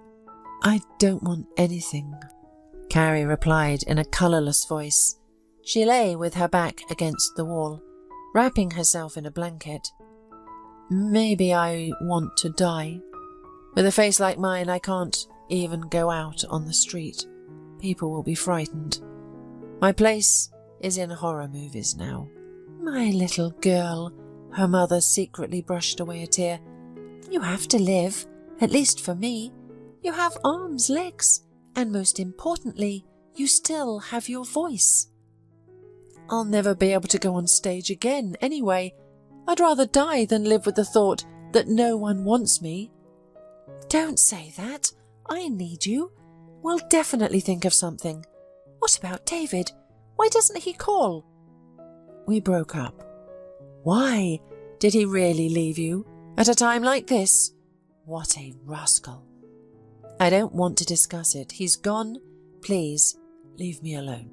The mother sighed heavily and left the room. However, she wasn't going to give up so quickly.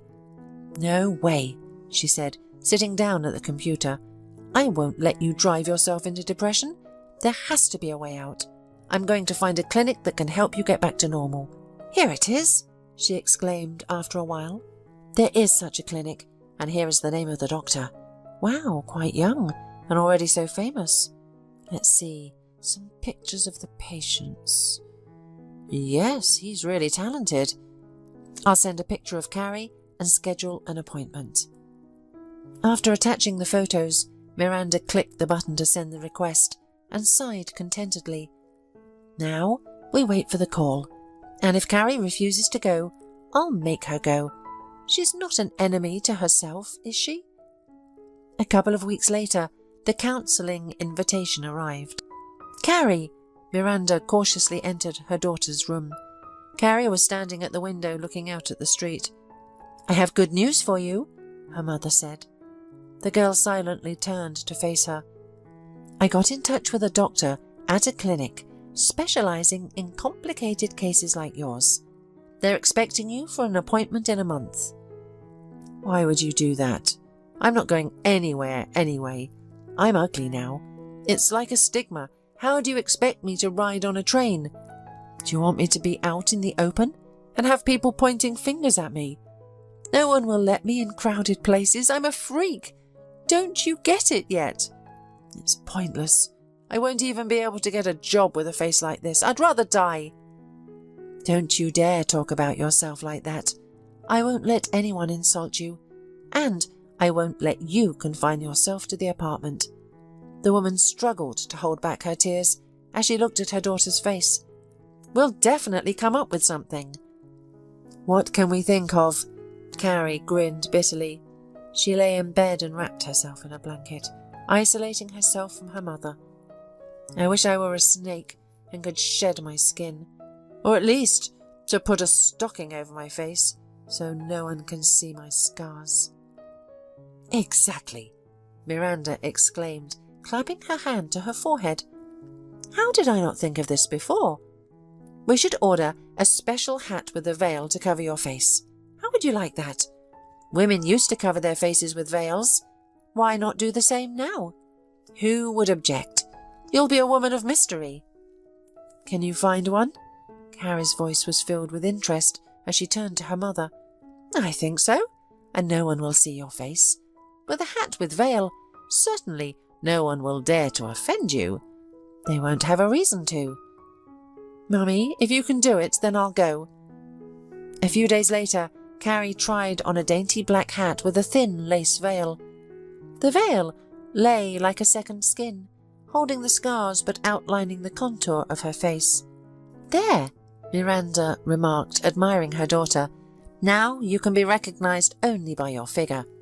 And you have a beautiful figure." The girl stopped in front of the mirror and looked at herself. She liked what she saw. "Thank you, Mum. I feel more confident now. I'm ready to go to the clinic." "There's a good girl." The woman sighed with relief. "You'll definitely get help there. I've read the reviews. The doctor works real miracles and will help you." A couple of days later, they had train tickets in hand.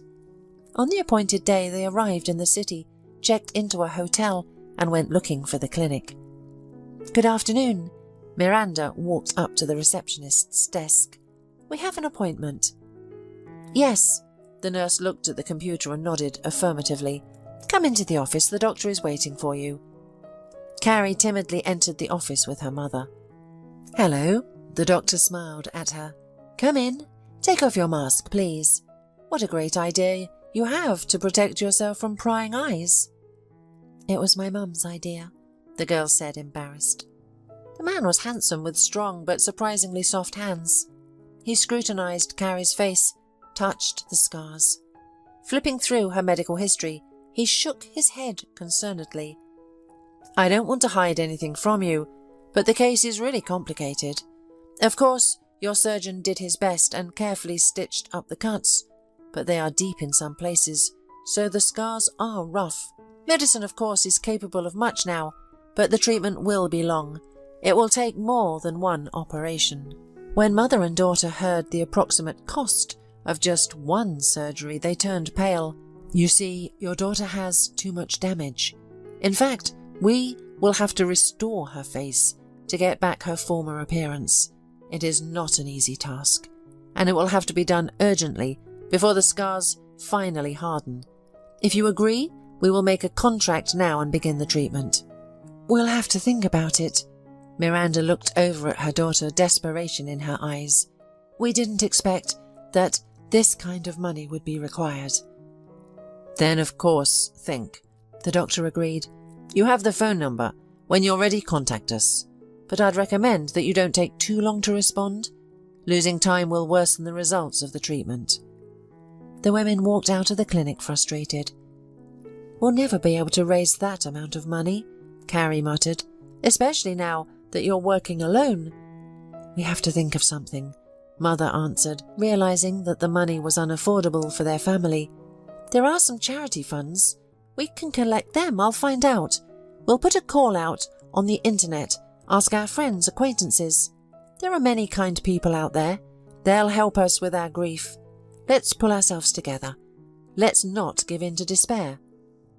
"Mummy," Carrie hugged her mother, then pulled away from her and said firmly, "I love you very much, but let's face it, no one will give us that kind of money, and we won't be able to raise it ourselves until the end of the century.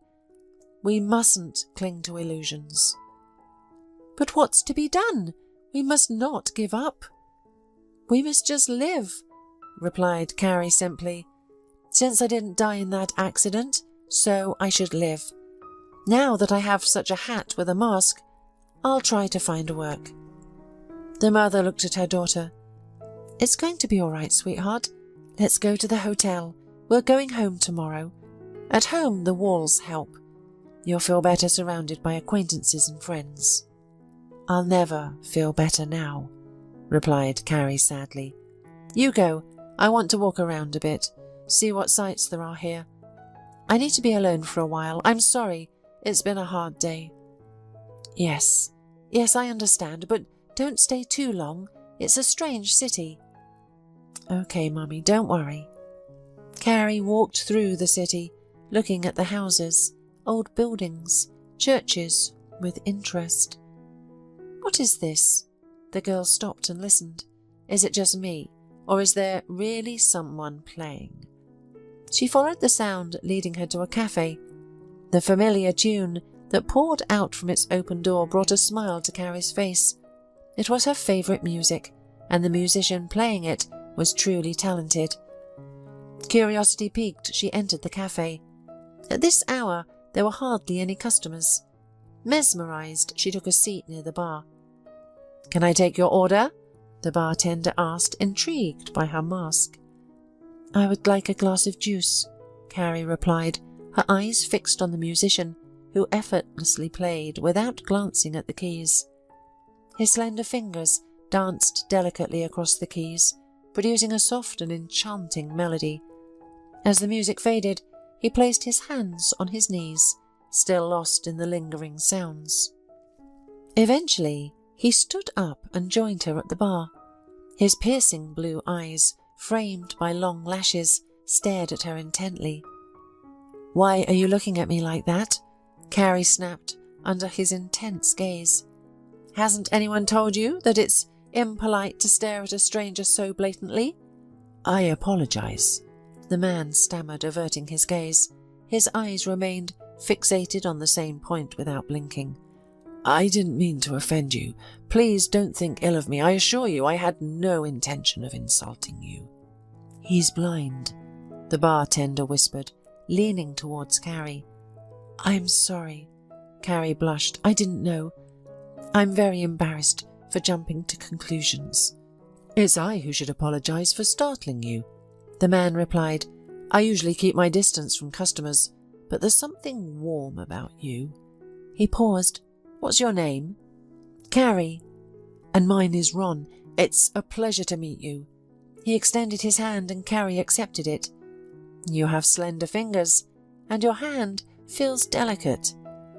"You played beautifully," Carrie complimented him, gently withdrawing her hand, and disappointment flickered across Ron's face. "I came here because I heard the music from afar," the woman added. "Did you enjoy it?" Ron perked up. "I love playing here. The owner purchased a fine instrument. It's a shame that there are not many truly music enthusiasts among the patrons. Do you enjoy music?" "Yes, I do," Carrie smiled, reminiscing. "I used to sing in a cafe like this." "You sing?" Ron exclaimed. "What a fool I am. I should have known right away that you have a singing voice. Come, I want to hear you sing now." He confidently walked towards the instrument. "Oh, I feel embarrassed," Carrie protested, flustered. "You don't know my repertoire. How will you accompany me? You can't see the notes. I'm sorry, I've offended you again." "Don't be offended," Ron laughed. "You apologize too often. I'm accustomed to my situation and don't take offense if somebody unintentionally says something awkward. What would you enjoy singing?" "I'm not certain. I'm really embarrassed." "It's a shame to hide your talent. You and I were given the gift of playing and singing for people by God. We have no right to hide it." Ron sat down at the instrument and ran his fingers across the keys. "Start singing, and I'll pick up the melody." Carrie began, getting lost in her singing and oblivious to the fact that the cafe had filled with people. Some were even standing, since there were no more vacant tables. She only had eyes for the pianist, reacting to every change in his expression, as his face spoke more than his eyes. As she finished her 6th song, the hall erupted in applause. "Thank you," Carrie beamed, looking out at the crowd. "No one has ever applauded me like this before." "Encore!" the audience chanted. "Sing more!" "Good evening." An older gentleman approached her. "Your marvellous voice has drawn an unprecedented number of people to the cafe. I'm the director of this place, and I won't beat around the bush. I'm offering you a job. I'll pay you well. You and Ron make a fantastic duet. Both of you are incredibly talented. I'm thrilled that my cafe has become a meeting place for you." "Oh, that's impossible," Carrie exclaimed, flustered. "I never even considered it." "Why not? It will be well compensated. Our town doesn't have a single cafe with live music. We'll be the first, and we'll make a fortune. I guarantee no one will offer you a better deal." "The thing is, I live in another city. I already have tickets in my pocket, and I don't think I'll ever return here." "Do you have a family?" "No, I live with my mum. She's eagerly awaiting for me to return." "Do you have a prestigious job you'd hate to lose?" "I lost it in a car accident." "So what's there to think about?" The man looked at the young woman triumphantly.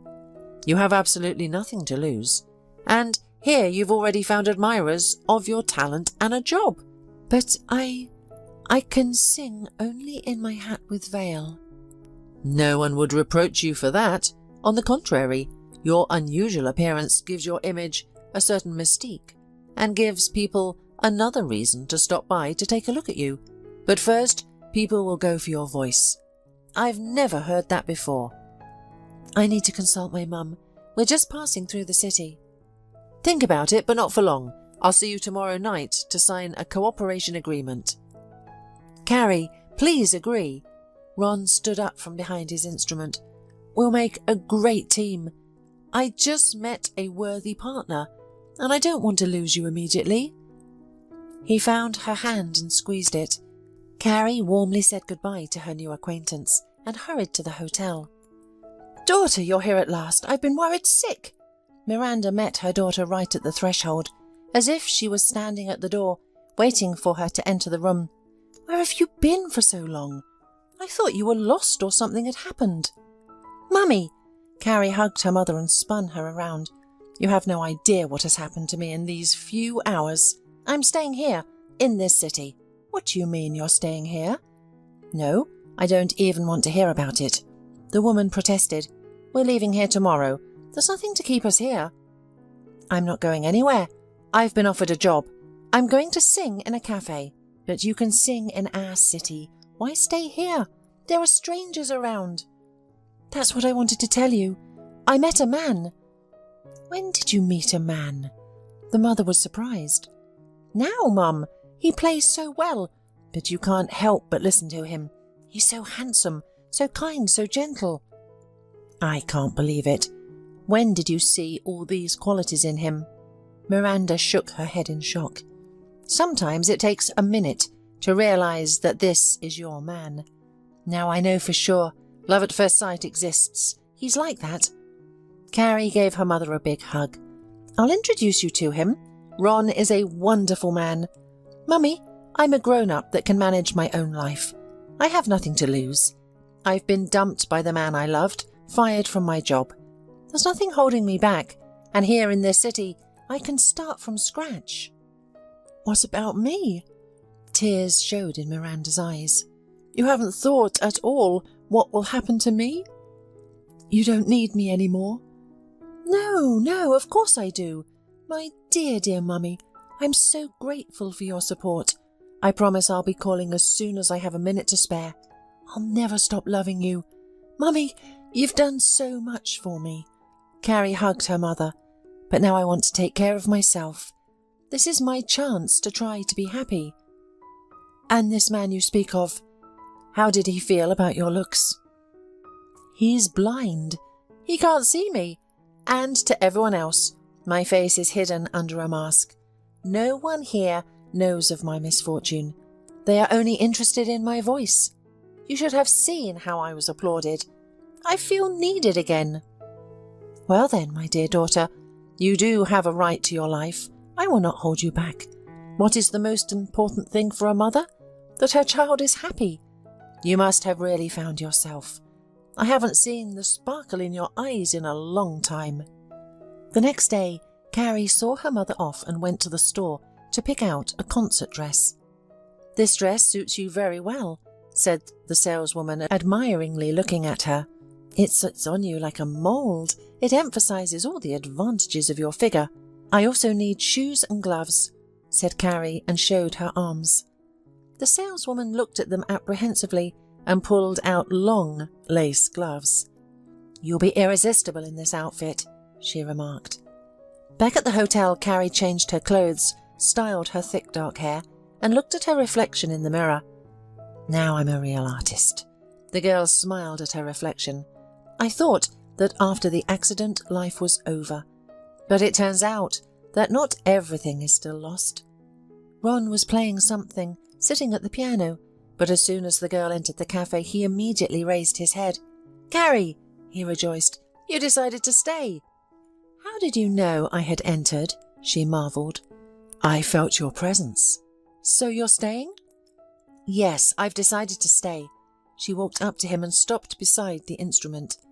"I'm overjoyed." The man held out his hand. Carrie shook it. Ron brought her hand to his lips and kissed it.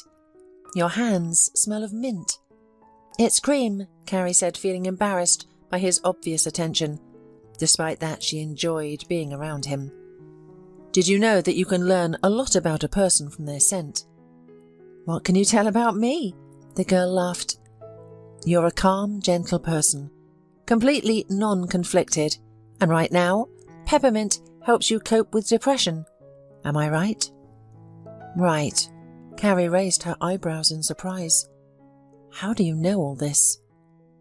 "When a person loses one sense, they immediately gain other possibilities. We'll come back to this conversation later, but for now, let's not disappoint the visitors. They've been waiting for you to sing something for a long time."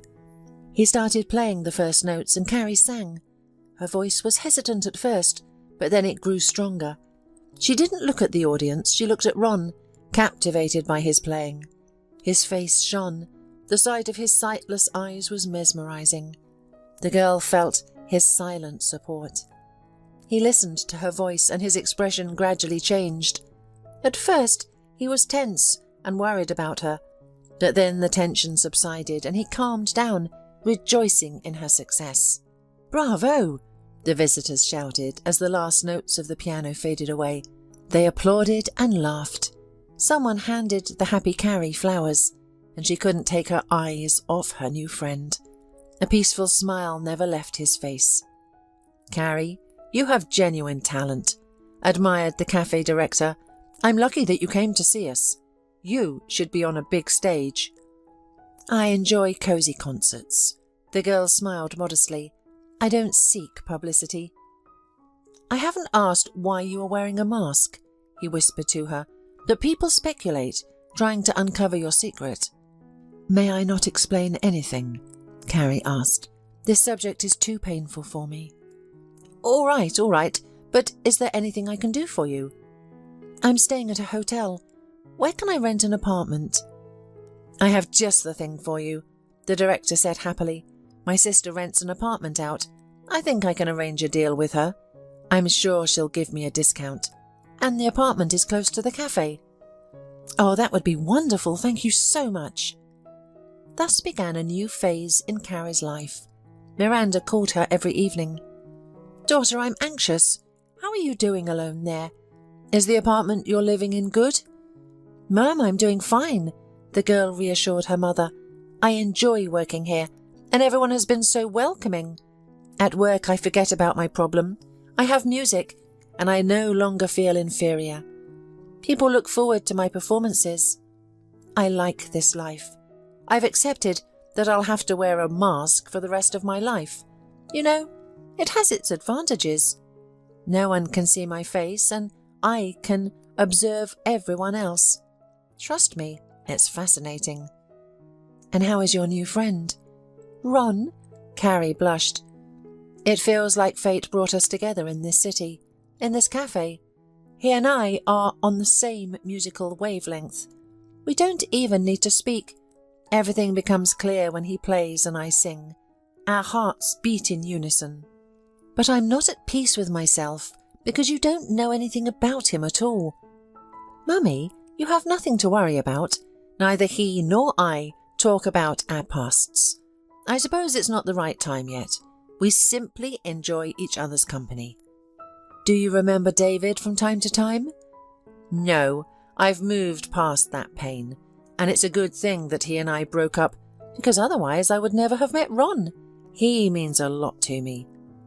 After these conversations, Carrie struggled to fall asleep for a long time. She lay in the dark and remembered the light, casual touches of Ron's hand, his warm smile when he sensed that she was upset about something. And she desperately wanted to know what had happened to Ron, what had led to his blindness. "Carrie, let's take a walk, shall we?" Ron suggested one day when the visitors had already dispersed. "It's such a lovely evening. It would be a shame to go home." Carrie gladly agreed, and they walked in silence, each lost in their own thoughts. "Ron," the girl broke the silence, "what did you do before?" "You won't believe it." He grinned bitterly. "I was an accountant." "An accountant?" the girl marvelled. "But you play so well. I would have thought you studied at the conservatory." "When I was a kid, I attended a music school and developed a fondness for playing the piano. I would often sit down at the instrument and play from memory whenever I had a free moment. It's similar to how some people can type without looking at the keyboard. I learned to play in the same way. I don't rely on sheet music. My musical memory is excellent. Without it, I would have given up long ago." The man fell silent, as if realizing he had said too much. He pressed his lips tightly together, his cheekbones set. Carrie remained silent, afraid to interrupt this moment of honesty, and waited for Ron to continue his confession. And she was not mistaken. "I had a fiancé," he said with a bitter grin. "We dated for a long time and I eventually decided to propose to her. I'm not sure what always held me back from taking that step. Perhaps my intuition warned me of trouble. She was incredibly beautiful and enjoyed the attention of men. She dressed in a flashy, even provocative manner. I had to protect her from persistent admirers numerous times. I even asked her to dress more modestly, but she laughed at me, claiming I was possessive and insisting on standing out from the crowd. She didn't listen to anything I said, preferring to showcase all the natural beauty she possessed." Carrie timidly asked, "Did you love her very much?" "Madly, despite her antics," he replied. "We were busy preparing for our wedding, and both eagerly anticipated the event. I truly regret not insisting that she change her outfit on that ill-fated evening. The trouble began when we left the restaurant and noticed that we were being followed by some thugs. My fiancée took the liberty of flirting with them, as she always did. She enjoyed driving men crazy and relished the power she had over them. And she enjoyed testing my patience. She claimed that it made me more passionate.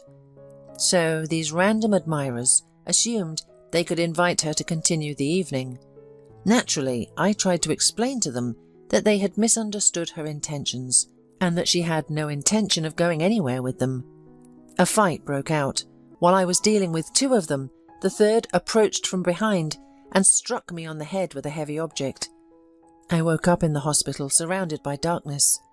The doctors initially held hope that my eyesight would return. I waited for a month, but unfortunately the miracle never happened. The diagnosis was total blindness." "What happened to your fiancé?" Carrie asked quietly, already aware of what would come next. "Fiancé? She left me. On the very same day. She heard the doctor's verdict. She no longer needed me. I had to quit my job and I didn't know what to do with myself. All the doors seemed closed to me. The only job offers I received were low-paying ones, which I declined. I needed money for rehabilitation and treatment. One day, as I was passing by a cafe, I heard someone playing a melody, terribly. I sat down at the instrument and played. The cafe owner offered me a job, and I accepted. The pay is good, and sometimes the customers give generous tips. I enjoy what I do." Ron and Carrie stopped near a street lamp, which illuminated their faces. "But recently, going to work is not just a routine for me. It feels like flying," the man confessed, looking directly at the girl, just as he had during their first meeting. Carrie even felt that he could see her. "I'm grateful that you happened to hear me that day by chance. It almost feels like I played specifically for you that day, as if my music was meant to guide you to me." He reached out and gently touched Carrie's mask, a look of confusion on his face. Ron carefully removed it. "Stop, please," Carrie protested. "You won't like what's underneath the mask." But the man held her face in his hands and lightly kissed her. Then he ran his face over her skin, feeling the scars, and his face grew pale. "I knew it would repulse you." A tear formed in the girl's eyes, rolling down her scarred cheek. "No," Ron said, gently wiping away the tear with his thumb as he ran it across her skin. "I don't know what happened to you, and I can't see your face, but I can feel your soul. Remember when I said that nature takes something from a person but gives them something else in return? I fell in love with you like a boy the first minute I heard your voice, and then I realized that you are an incredibly delicate and vulnerable person, just as lonely as I am. Yes, I lost my sight, but in return I received a true gift from God, the opportunity to meet you, and now I can't imagine life without you. Do you believe me?" Ron looked at her without pity or fear. There was only love in his eyes. He pulled her close and kissed her, and she kissed him back. "Can you hear the music playing in my heart?" "Yes," Carrie whispered faintly. She was unusually excited by the kiss. It seemed to her that for a moment they were both lifted off the ground. Their mutual feelings were strong and vivid. "Ron, my heart is singing for you. Only you will hear it. I never imagined it was possible to fall in love like this. Now I have something to live for. I'm happy." They stood hugging each other for a long time. Carrie hid her face on his chest, feeling protected. They felt happy to be near each other. They had each other now. "Son," Mrs. Berger announced joyfully, "I have found you a bride. It's a great match. I've always dreamed of such a daughter-in-law." "Mum, are you starting again?" David grumbled. He was already tired of the brides his mother offered him. "I'm not getting married just yet." "Why not? Are you still pining for that Carrie? I thought you were done with your ugly fiancé." "Don't start, Mum," the man grumbled. "I've turned that page of my life." "Good for you. Tomorrow, Jessica has agreed to come and visit us. You'll see, she'll be a wonderful wife for you. Please behave in a hospitable manner. I hope you'll listen to my opinion. Take a good look at her. You know, Mum never gives you bad advice." And the next evening a rich table was set anticipating the guest. "Sonny, open the door," Mother said upon hearing the bell ring. "Hello?" A gorgeous blonde woman with high, firm breasts stood at the threshold. Her blue eyes looked appraising, and her plump lips opened as if anticipating a kiss. "Hello?" the dumbfounded David said, letting the beauty into the apartment. "Jessica!" Mrs. Berger sang out. "We've been waiting for you. Come in, dear. Pay no attention to this oaf. He has completely forgotten how to court beautiful women. Sit down at the table. David, pour us a glass of wine. Let's drink to our meeting." The evening flew by unnoticed. The young woman turned out to be talkative and well-read. David kept his eyes on her. Only sometimes a shadow came over his face when the image of Carrie involuntarily appeared in his memory. Jessica was the opposite of her. In her, there be no modesty, refinement, or malleability like Carrie, he pondered, looking at the girl. But she is damnably attractive, uninhibited, and I like it. "Well, what do you think, Sonny?" Mrs. Berger asked while clearing the table. "I told you She's a very nice girl, not like that of your previous bride. You can't be ashamed to go out in public with her. And she's beautiful, intelligent, and can hold a conversation. You couldn't find a better wife. Why don't you say something? I noticed right away that you had your eye on her." "I won't deny the obvious," sighed David. "I liked her." "That's good," said his mother. "Don't delay. Meet her again and then propose to her. There's no need to hesitate. You're not a boy anymore. You are both adult people, and soon you will have children." She sobbed. "Will I really live to see grandchildren? Finally, my heart will calm down." 3 months later, a wedding ring already flaunted on Jessica's ring finger. Mrs. Berger was happy, and she adored her daughter-in-law. "Look, Sonny, what cream Jessica gave me," she bragged. "My face has become as soft as a baby's." "David," she exclaimed after a while, "Jessica complains that you don't want to go on vacation with her. She says you don't pay any attention to her at all." "I would go with pleasure," the man wryly replied to his mother's remark, "if your Jessica learned to save a little. I don't have time to earn money, but she spends it on all sorts of nonsense. You two should go together. I see you two get along well." "Oh, you're so ungrateful. Your wife makes your home comfortable, and you're always dissatisfied with her. Look how nice it's become at home. She makes you look like a decent man. What do you miss?" "Mum, you don't have to interfere in our relationship." The man lost his temper. "We'll figure it out on our own." "Son, how do you talk to your mother?"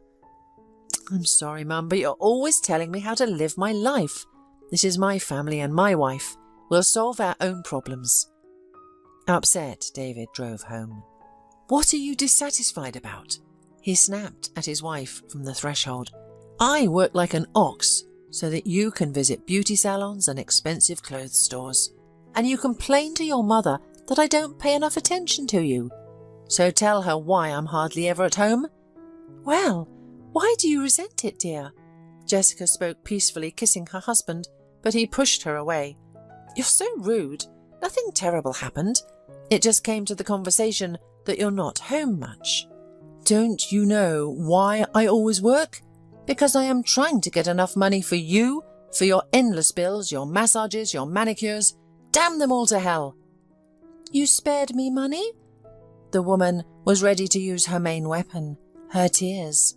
"When you talked me into marrying you, you loved me. You gave me gifts and swore you'd take care of me." "Yes, I thought I was in love with you, but now I realise I made a big mistake. I rushed into marriage, so my mum wouldn't bother me with this anymore. It's her choice. You've both pissed me off. You've drunk all my blood, and you can't get enough." "Oh, that's how you're talking now," Jessica cried. "I hate you. Get out of the house." "I'd rather sleep at work than live under the same roof with a hysterical woman like you," shouted David, and jumped out of the house, slamming the door. He walked through the city and thought, "Why did I obey my mother? I don't love my wife. I am a miserable man. At least I can be honest with myself. I still love Carrie. I can't forget her. Where is she now? Since that memorable day when I lost sight of her, so much water has passed. Her cell phone is silent. Where is she? How is she living?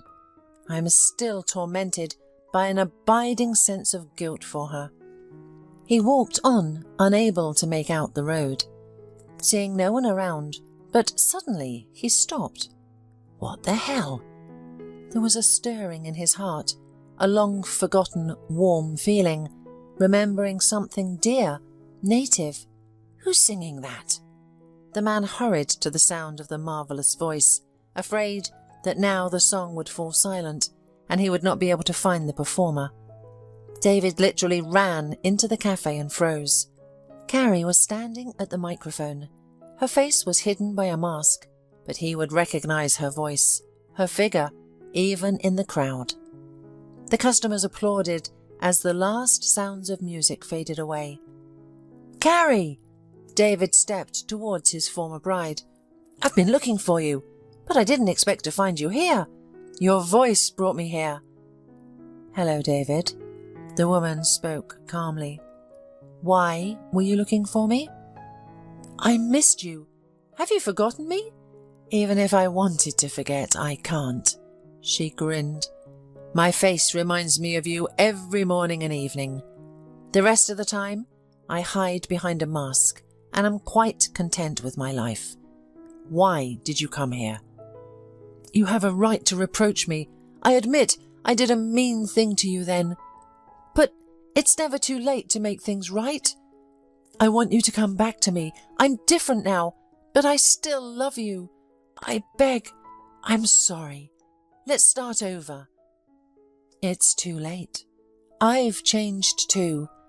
I've learned to see people as fake." "Have you forgotten how good we were together?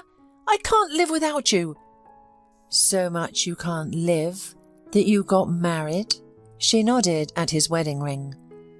"This marriage means nothing to me." He hastily removed the ring and put it carefully in his pocket. "I still remember our meetings, our kisses. I don't love Jessica." "It's a pity, but I love my husband, and I'm not going to change a thing. If you had come back when I needed you the most, when I didn't want to live, then we could have been happy again. But you chickened out, hid under your mother's skirt." "Yes, I was cruelly mistaken, I admit, but you must understand me. I was frightened. Forgive me. Forgive me, I was a fool. I didn't realize what a treasure I'd lost. Only now I realize how much you meant to me. You have the right to hate me. I'll bear it. Just don't send me away." "I forgave you." Carrie looked at her former lover with pity. "And I have no hatred for you. Strangely enough, even grateful, because the ordeal has made me strong." "Then give me a chance, please. We can try to be happy." "I'm already happy," Carrie replied.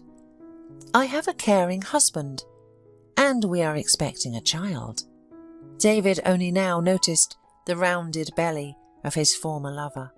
He stood silently and watched as Carrie returned to the microphone. A melody played and the woman sang. David saw the love Carrie looked at the musician with and realized that he had lost her forever. He turned around and, dejected, went outside. He was returning to his home, and a song about love, loyalty, and happiness was singing after him.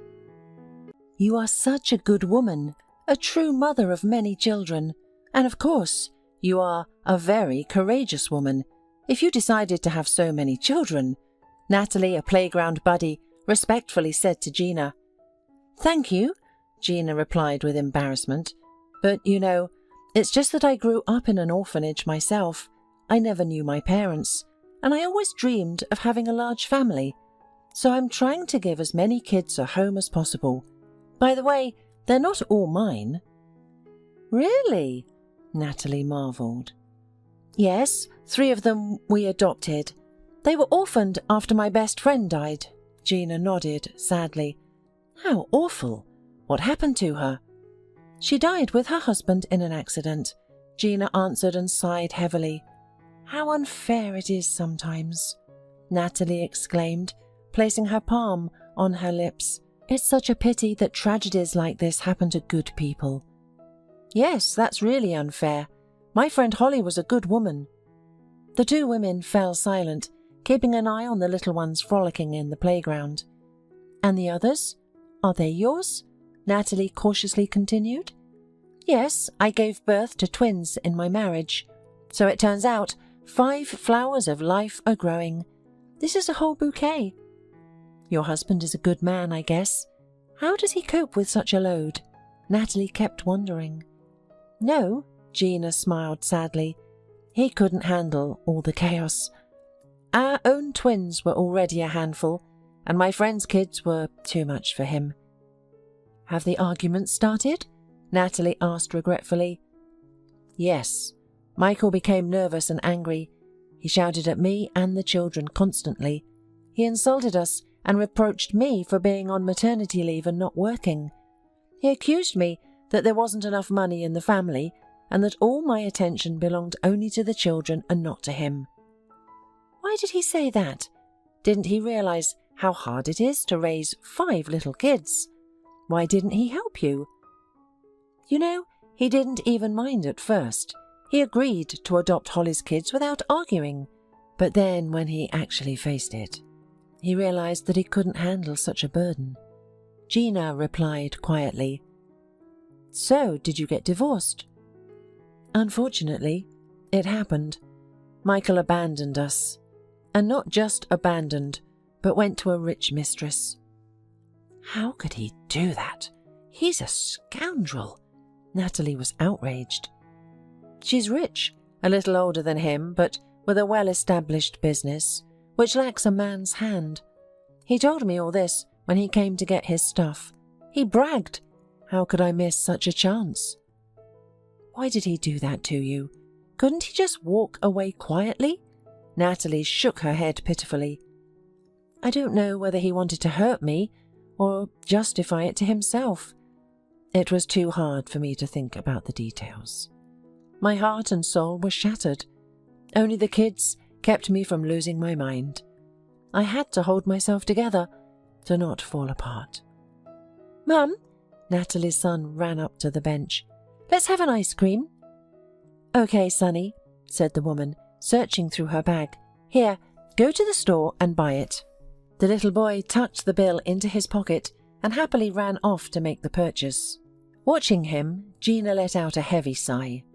Shh, don't make a fuss, came the whisper of her eldest daughter. Mummy doesn't have any money right now. We can do without ice cream. It's just unnecessary stuff. 3 snub-nosed, white-haired boys and the little girl with red curls gathered around Elaine, their older sister, and began to whine in frustration. But the girl only hushed them, sending them off to play in the sandbox again. Witnessing this, Gina could barely hold back her tears that threatened to burst forth.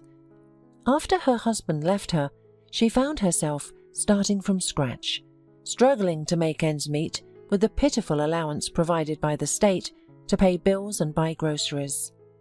The older daughter, Elaine, understood everything, but it was much harder to explain to the younger ones why they had to share clothes and go without sweets. Taking care of 5 people on your own is a lot of work, no matter what anyone says. Natalie shook her head. I don't know how to manage with just one, and this one would probably be the ultimate challenge. Nothing. We're all together, that's the main thing, Gina replied, her voice trembling. Maybe it's a blessing in disguise. I heard you were assigned a house? Yeah, we live right here, practically in the suburbs. Gina fell silent again, remembering the run-down house they received from the state. It had never been repaired. The walls were cracked, the ceiling was covered in decades-old whitewash, and the roof leaked mercilessly at the slightest rain. And how do you live there? Natalie smiled. Must be nice, with the fresh air, huh? Not bad, Gina replied, holding back a sob. The first time she saw the housing, Gina was horrified. How is it possible to live here? But it was unnecessary to tell about all the hardships to a stranger.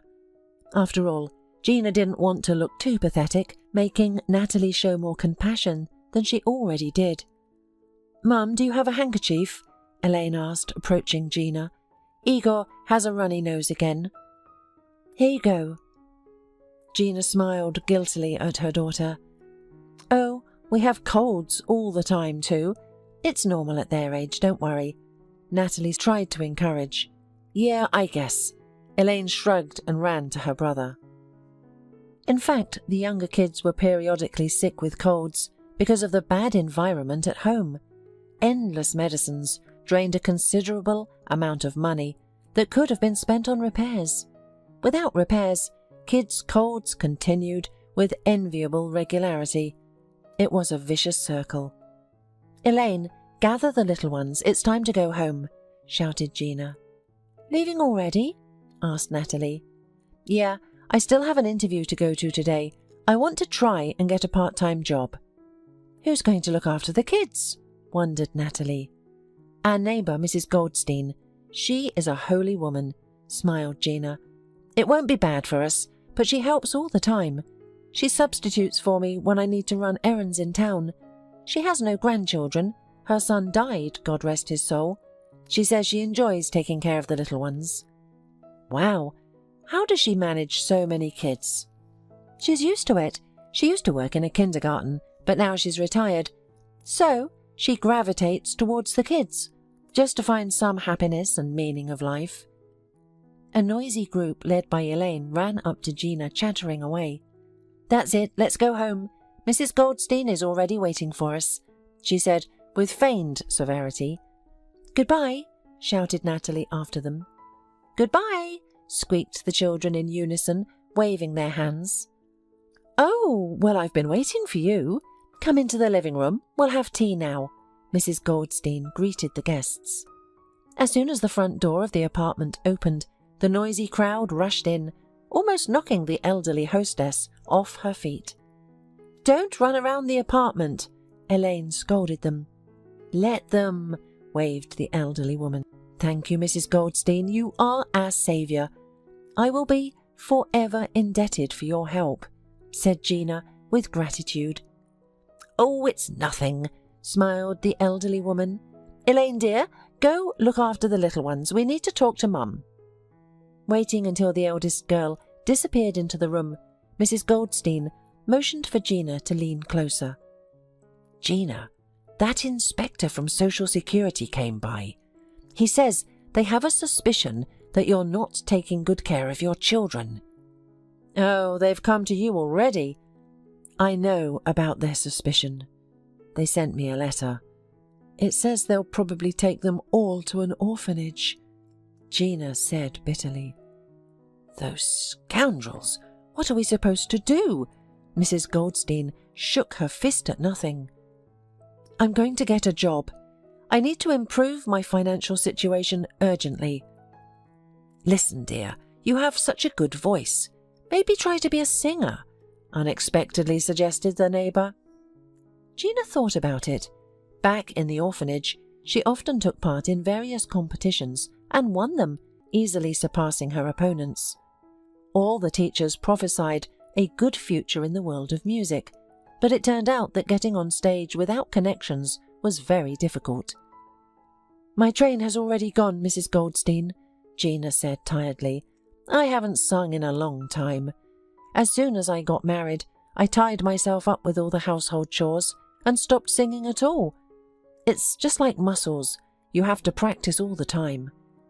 "Think about it, my darling. Think about it and practice. I'll help you with the kids. Just find the right path for you." Gina promised to think about it. Then, leaving the children with her neighbour, went to the interview. "So, what position are you applying for in our restaurant?" The manager, Lawrence, looked at Gina, tapping a simple rhythm with a pen on the tabletop. "Did your ad say that you needed someone to wash the dishes?" she answered timidly. "Yeah, but you realise it's hard work, right? And you won't run away on the first day, will you?" "Of course not. I have 5 kids to support. I don't have many choices." "Good. Then you can start." "Already?"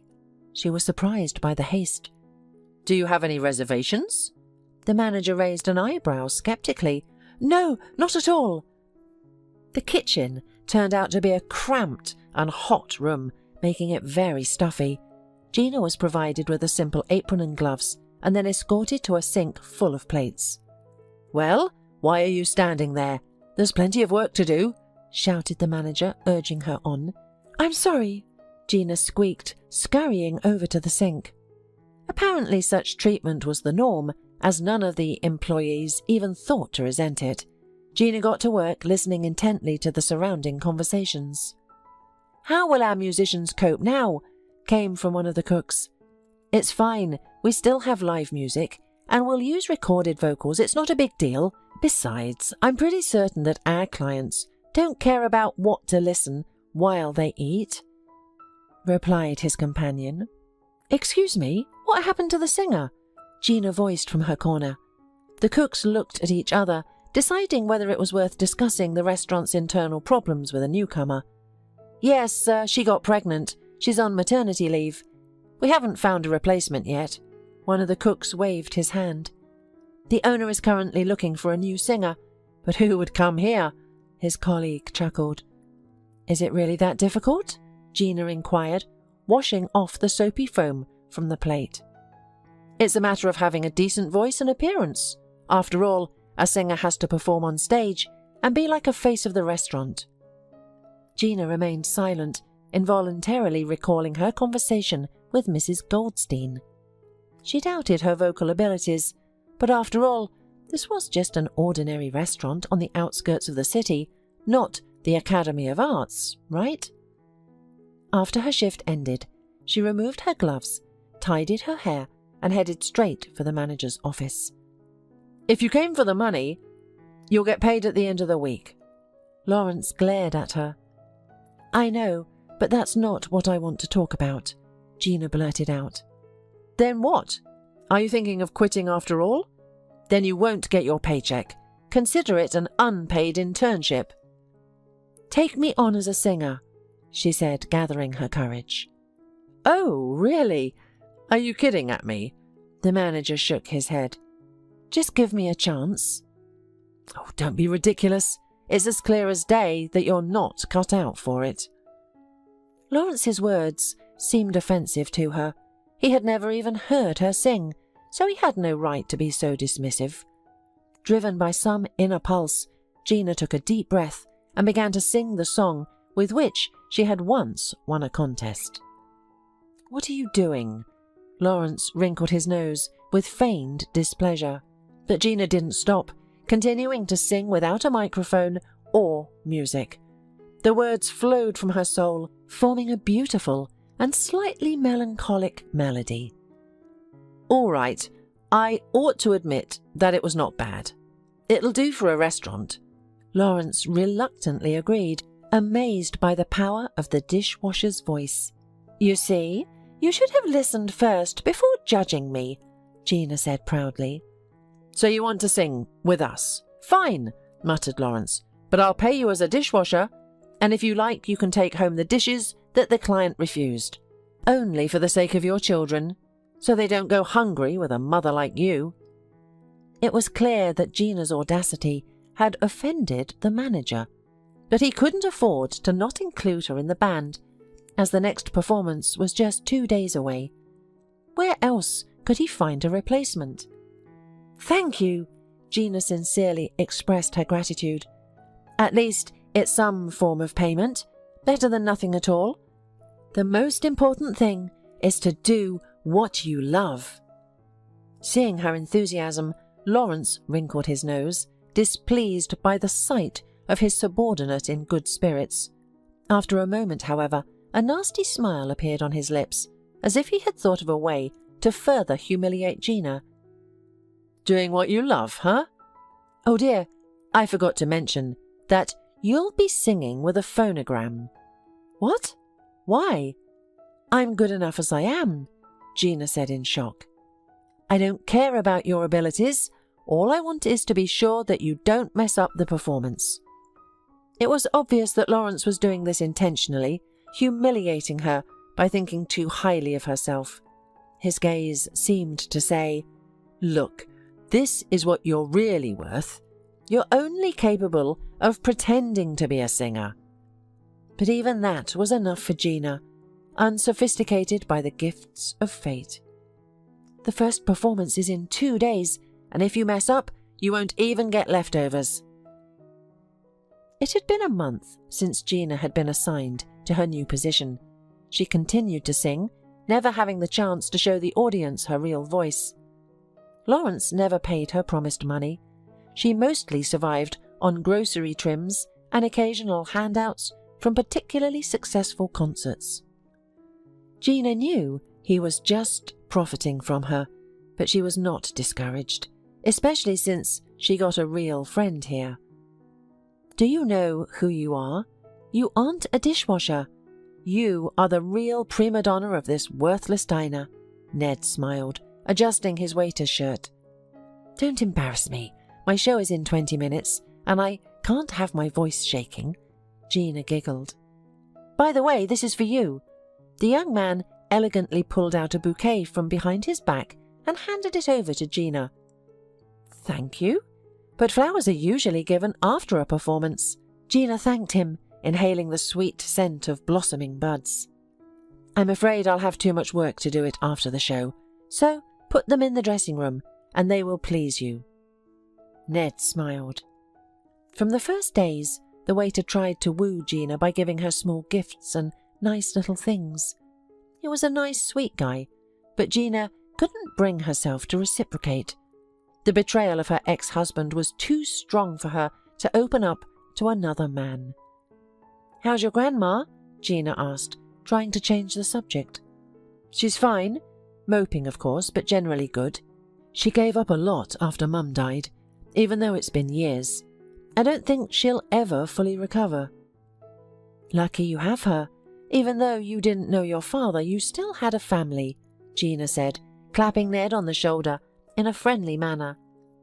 Despite her wariness, she felt sympathy for the young man.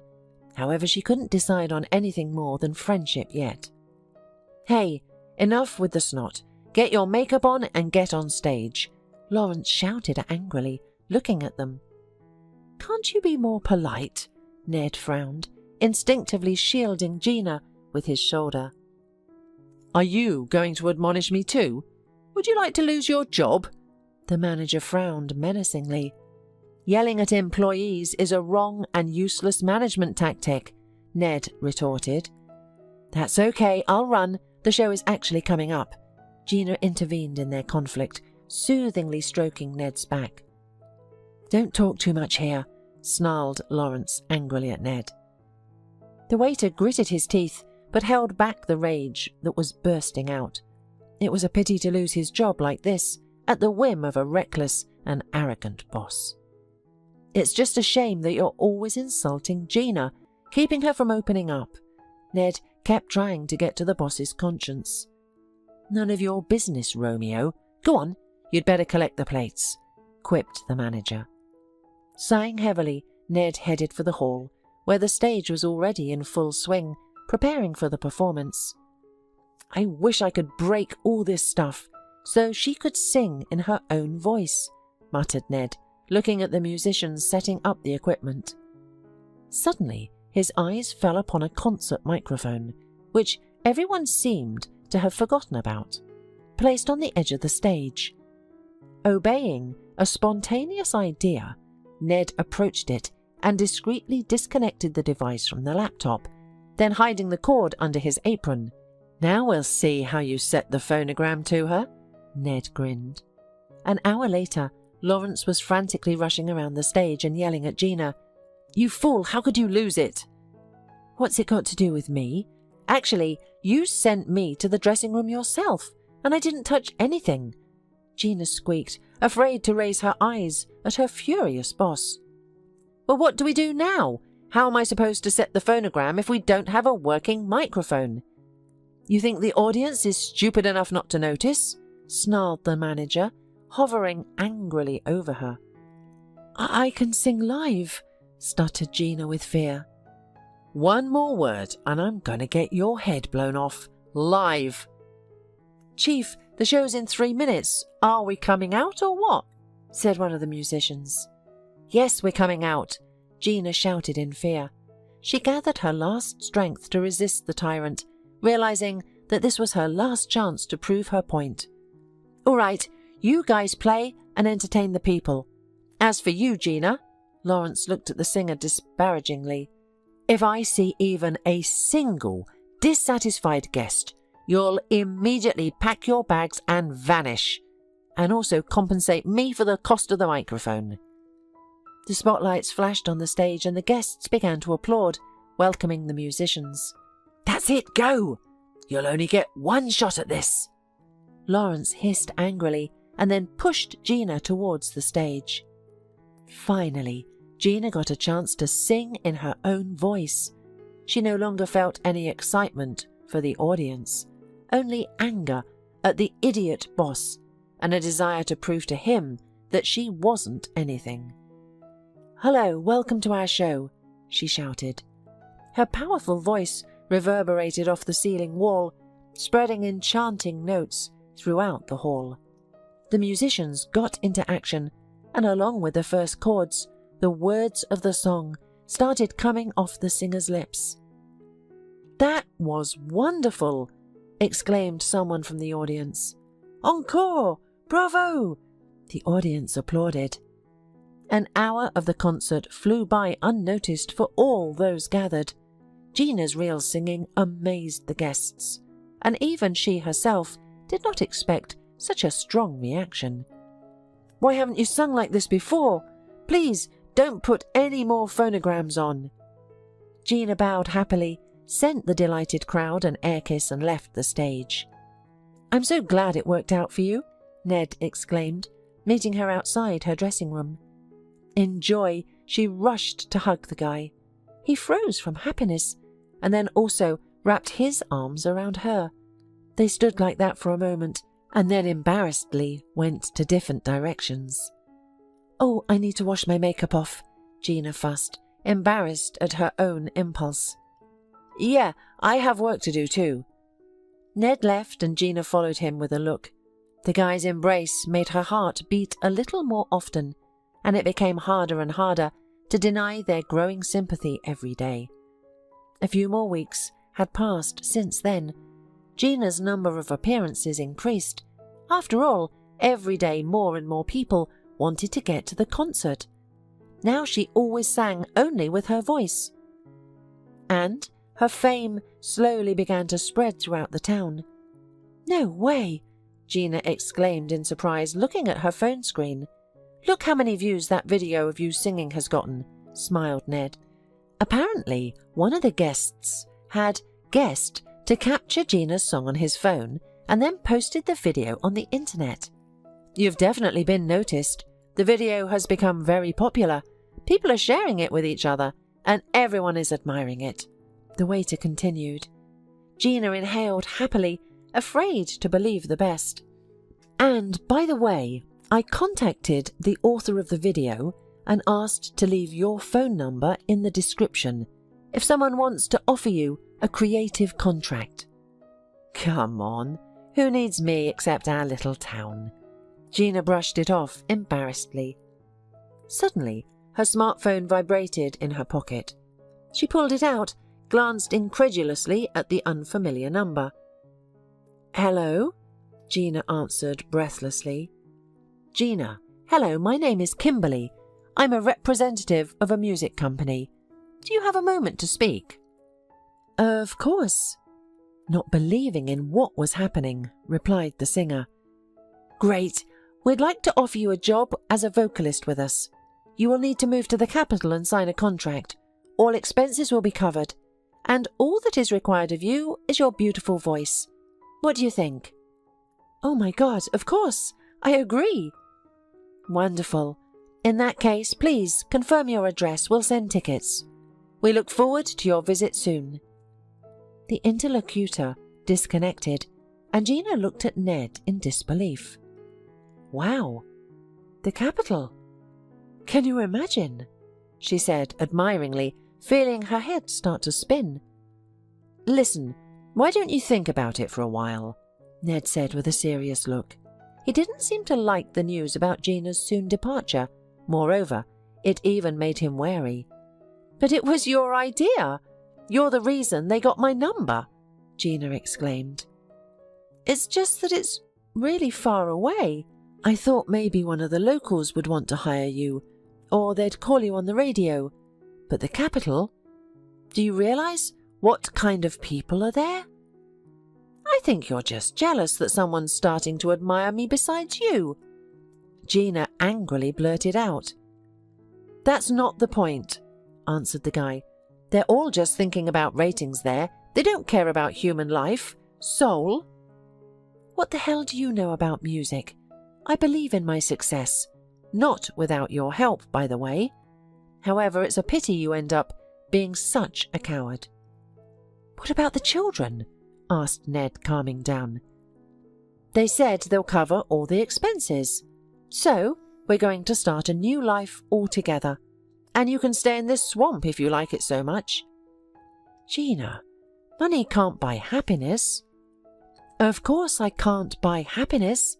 But ice cream? Yes. And clothes for the kids, and home improvements.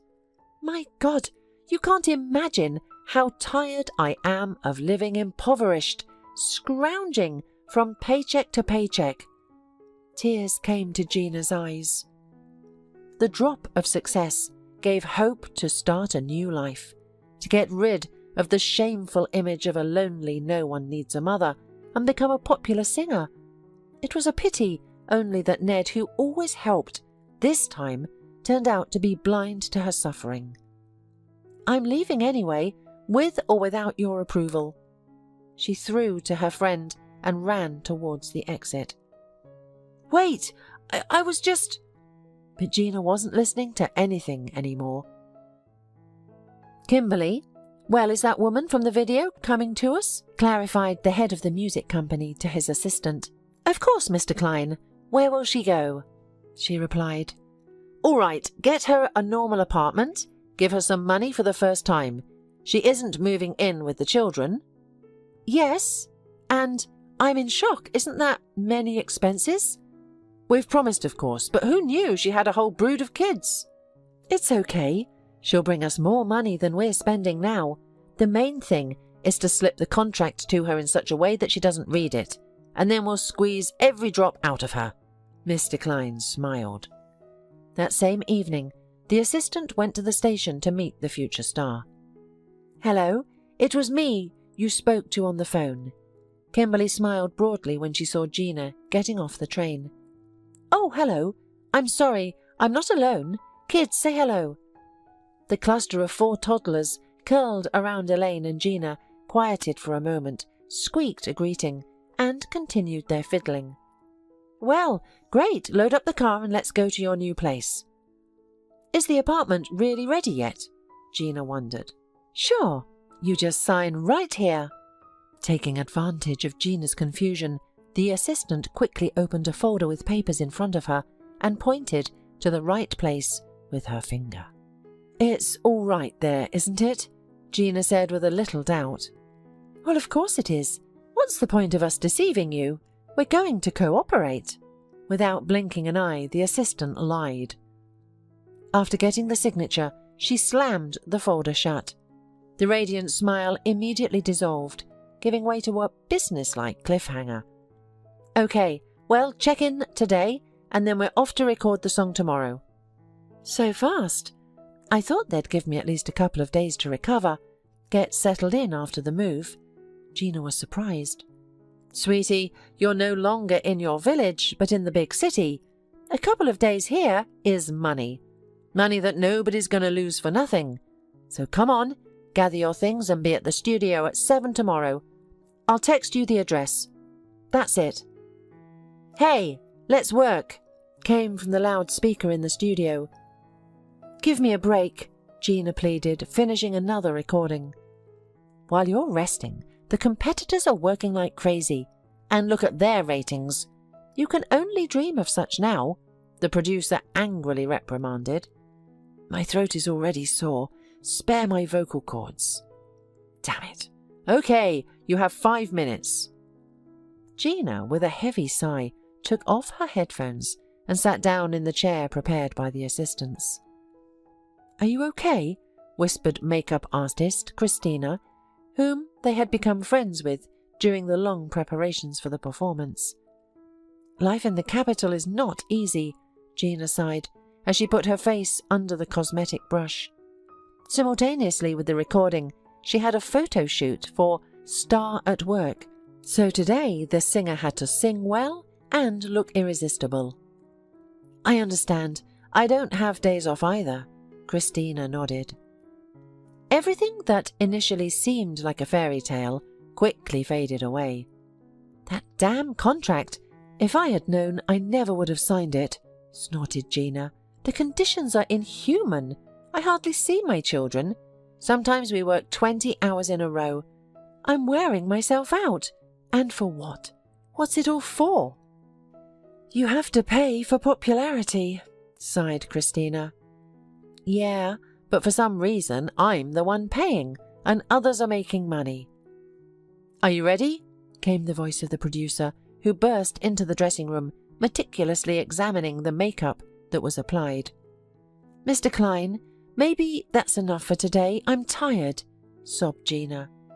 "Everyone is tired, including me. Who has it easy now?" snorted the producer. "But I feel myself like a slave."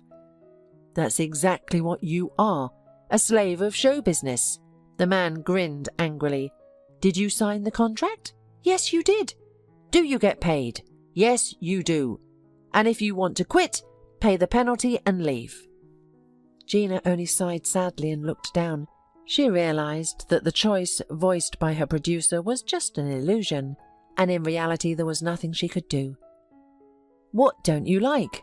Saying this, the man loomed over the singer. He took her chin and forced her to look into his eyes. "You will work as much as I say. Is that clear? Who are you? A mere singer from 1,000 around here? So keep your mouth shut and be grateful for having a job."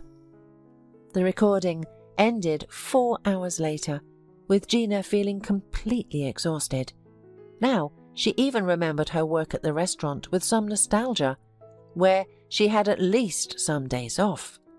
Almost home, she felt her phone vibrate in her pocket. "Hi," came Ned's voice from the speaker. "Ned, I'm so happy to hear from you. And I'm sorry, I was so stupid." Gina exhaled. "It's okay. How are you doing?" "Ned, everything is bad. You were right. It's just hell. Moving here was a mistake. More precisely, I shouldn't have trusted this studio so easily. To them, I'm just a money-making tool, which they discard as soon as the batteries run out." "Don't worry, we'll figure something out." The former colleague tried to encourage her, as always. "What is there to figure out? Do you know the penalties for breaking the contract?"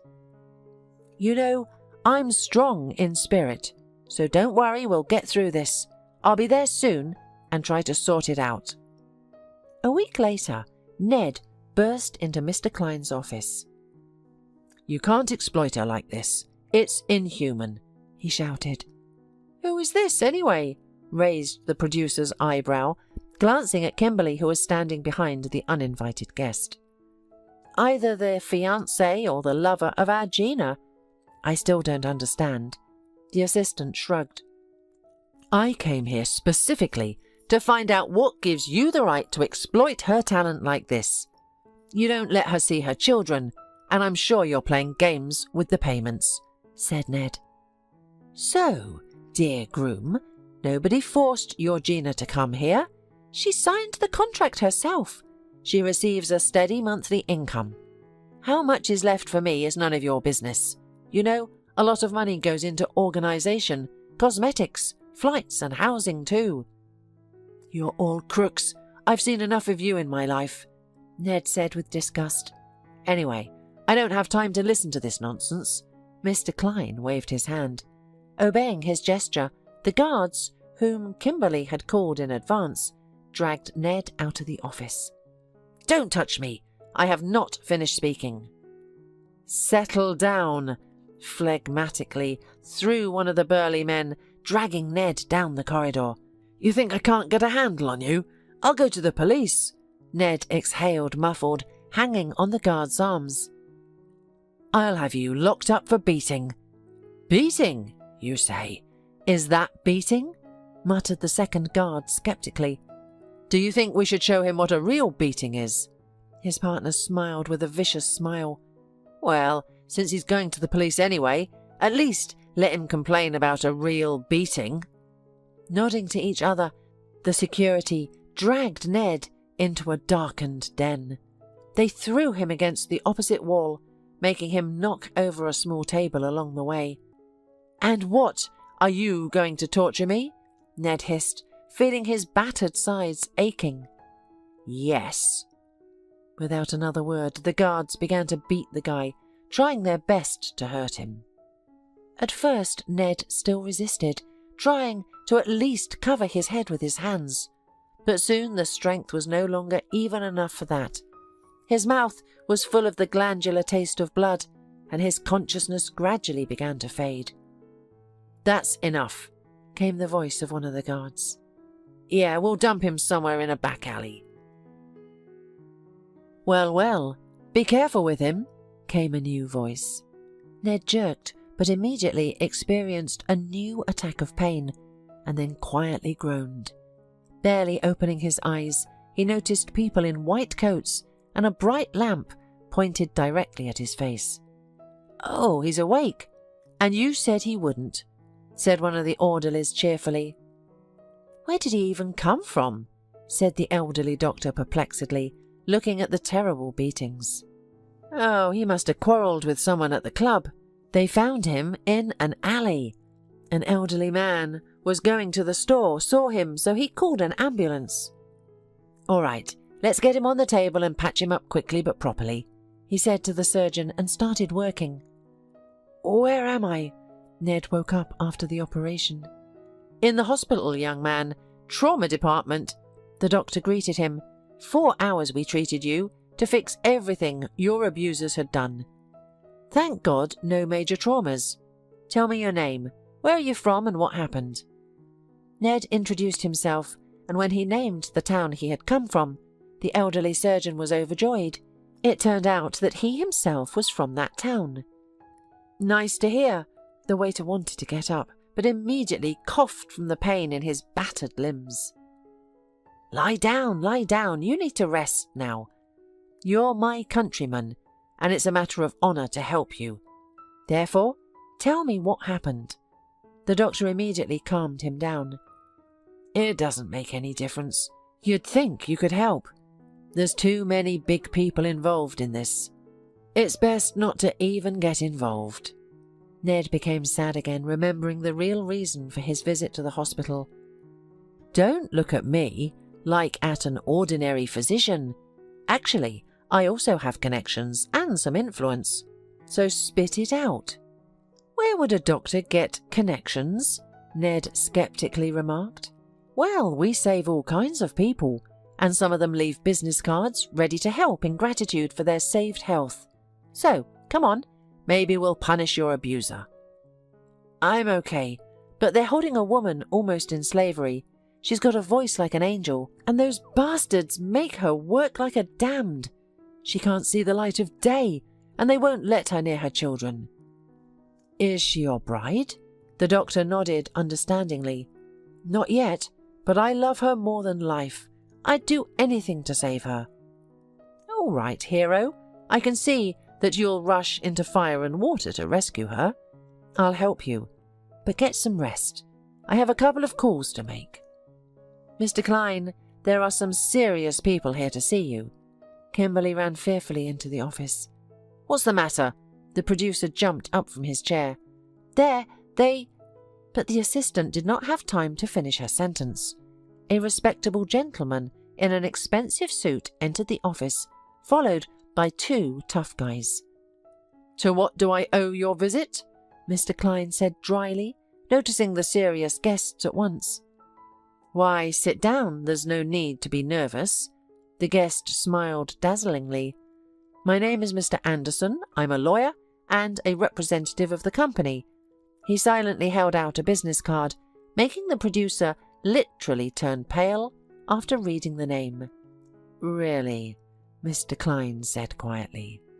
Yes, that's us." "What business brings such dear guests to my humble abode?" Mr. Klein subserviently snickered. "We want you to terminate the contract of one of your singers so that she won't have to pay a penalty." "What? I don't know that you deal with singers," Mr. Klein said in surprise. "And that's none of your business." The lawyer flashed his perfect smile again. "My client, I emphasize, insistently asks you to let Gina go and never remember of her existence again. Is that clear?"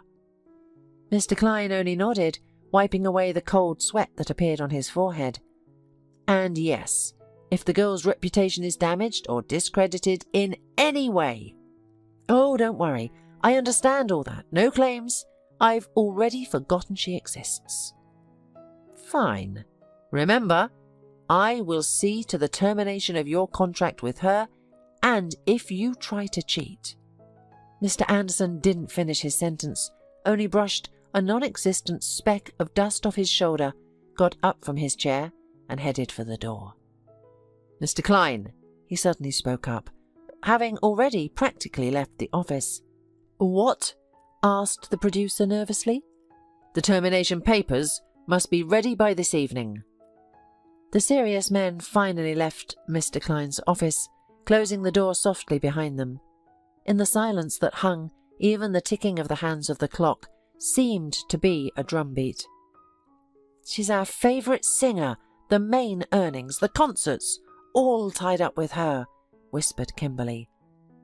Do you think I don't know that, without you? Mr. Klein bellowed, making her wince. Didn't you see who it was? Do you think such people are refused? How on earth did that beggar woman get such connections? Exclaimed the assistant. What does it matter? Sit down at once to prepare the documents, and make sure you don't mess up anywhere, or you'll be skinned. Got it? That evening, Gina sat by Ned's bedside. I just can't believe they gave up so easily, muttered Gina, hanging up the phone. What? Ned called back from his bunk. I just got a phone call from the producer. They're giving up all claims and cancelling the contract. But I really don't understand why they changed their mind.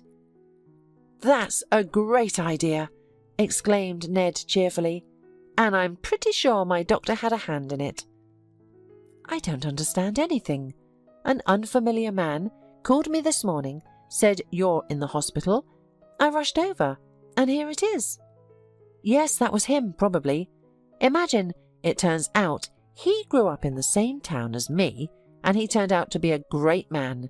See, he even helped you. You don't know how happy I am, said Gina, sobbing on impulse, and hugged Ned gently, trying not to hurt him. It's because you weren't afraid to get involved in all this, even though I talked you out of it. Come on, what's the big deal? But she didn't let her saviour finish speaking. Gina leaned over his face and kissed him directly on the lips, finally managing to overcome her inner fear of her new love. Does that really mean you agree to be my girlfriend? The guy smiled as they finished hugging. Of course, Gina said, embarrassed. Why would you ask something like that, my little dummy? I'm so glad. Only you should realise that I can't leave the kids, and we'll always be together, she muttered anxiously. Trust me, I'm not scared of your kids. I'm practically used to them already, Ned nodded confidently. You'll move in with me right after you're discharged. The studio promised to keep the apartment. There's plenty of space there, enough for everyone, said Gina, happily squeezing her eyes shut. Okay, and by the way, I found a new producer on the way here. Gina immediately froze, wary of that dreaded word. No, don't worry, he's a good man. I can smell the type right away. He promised to help.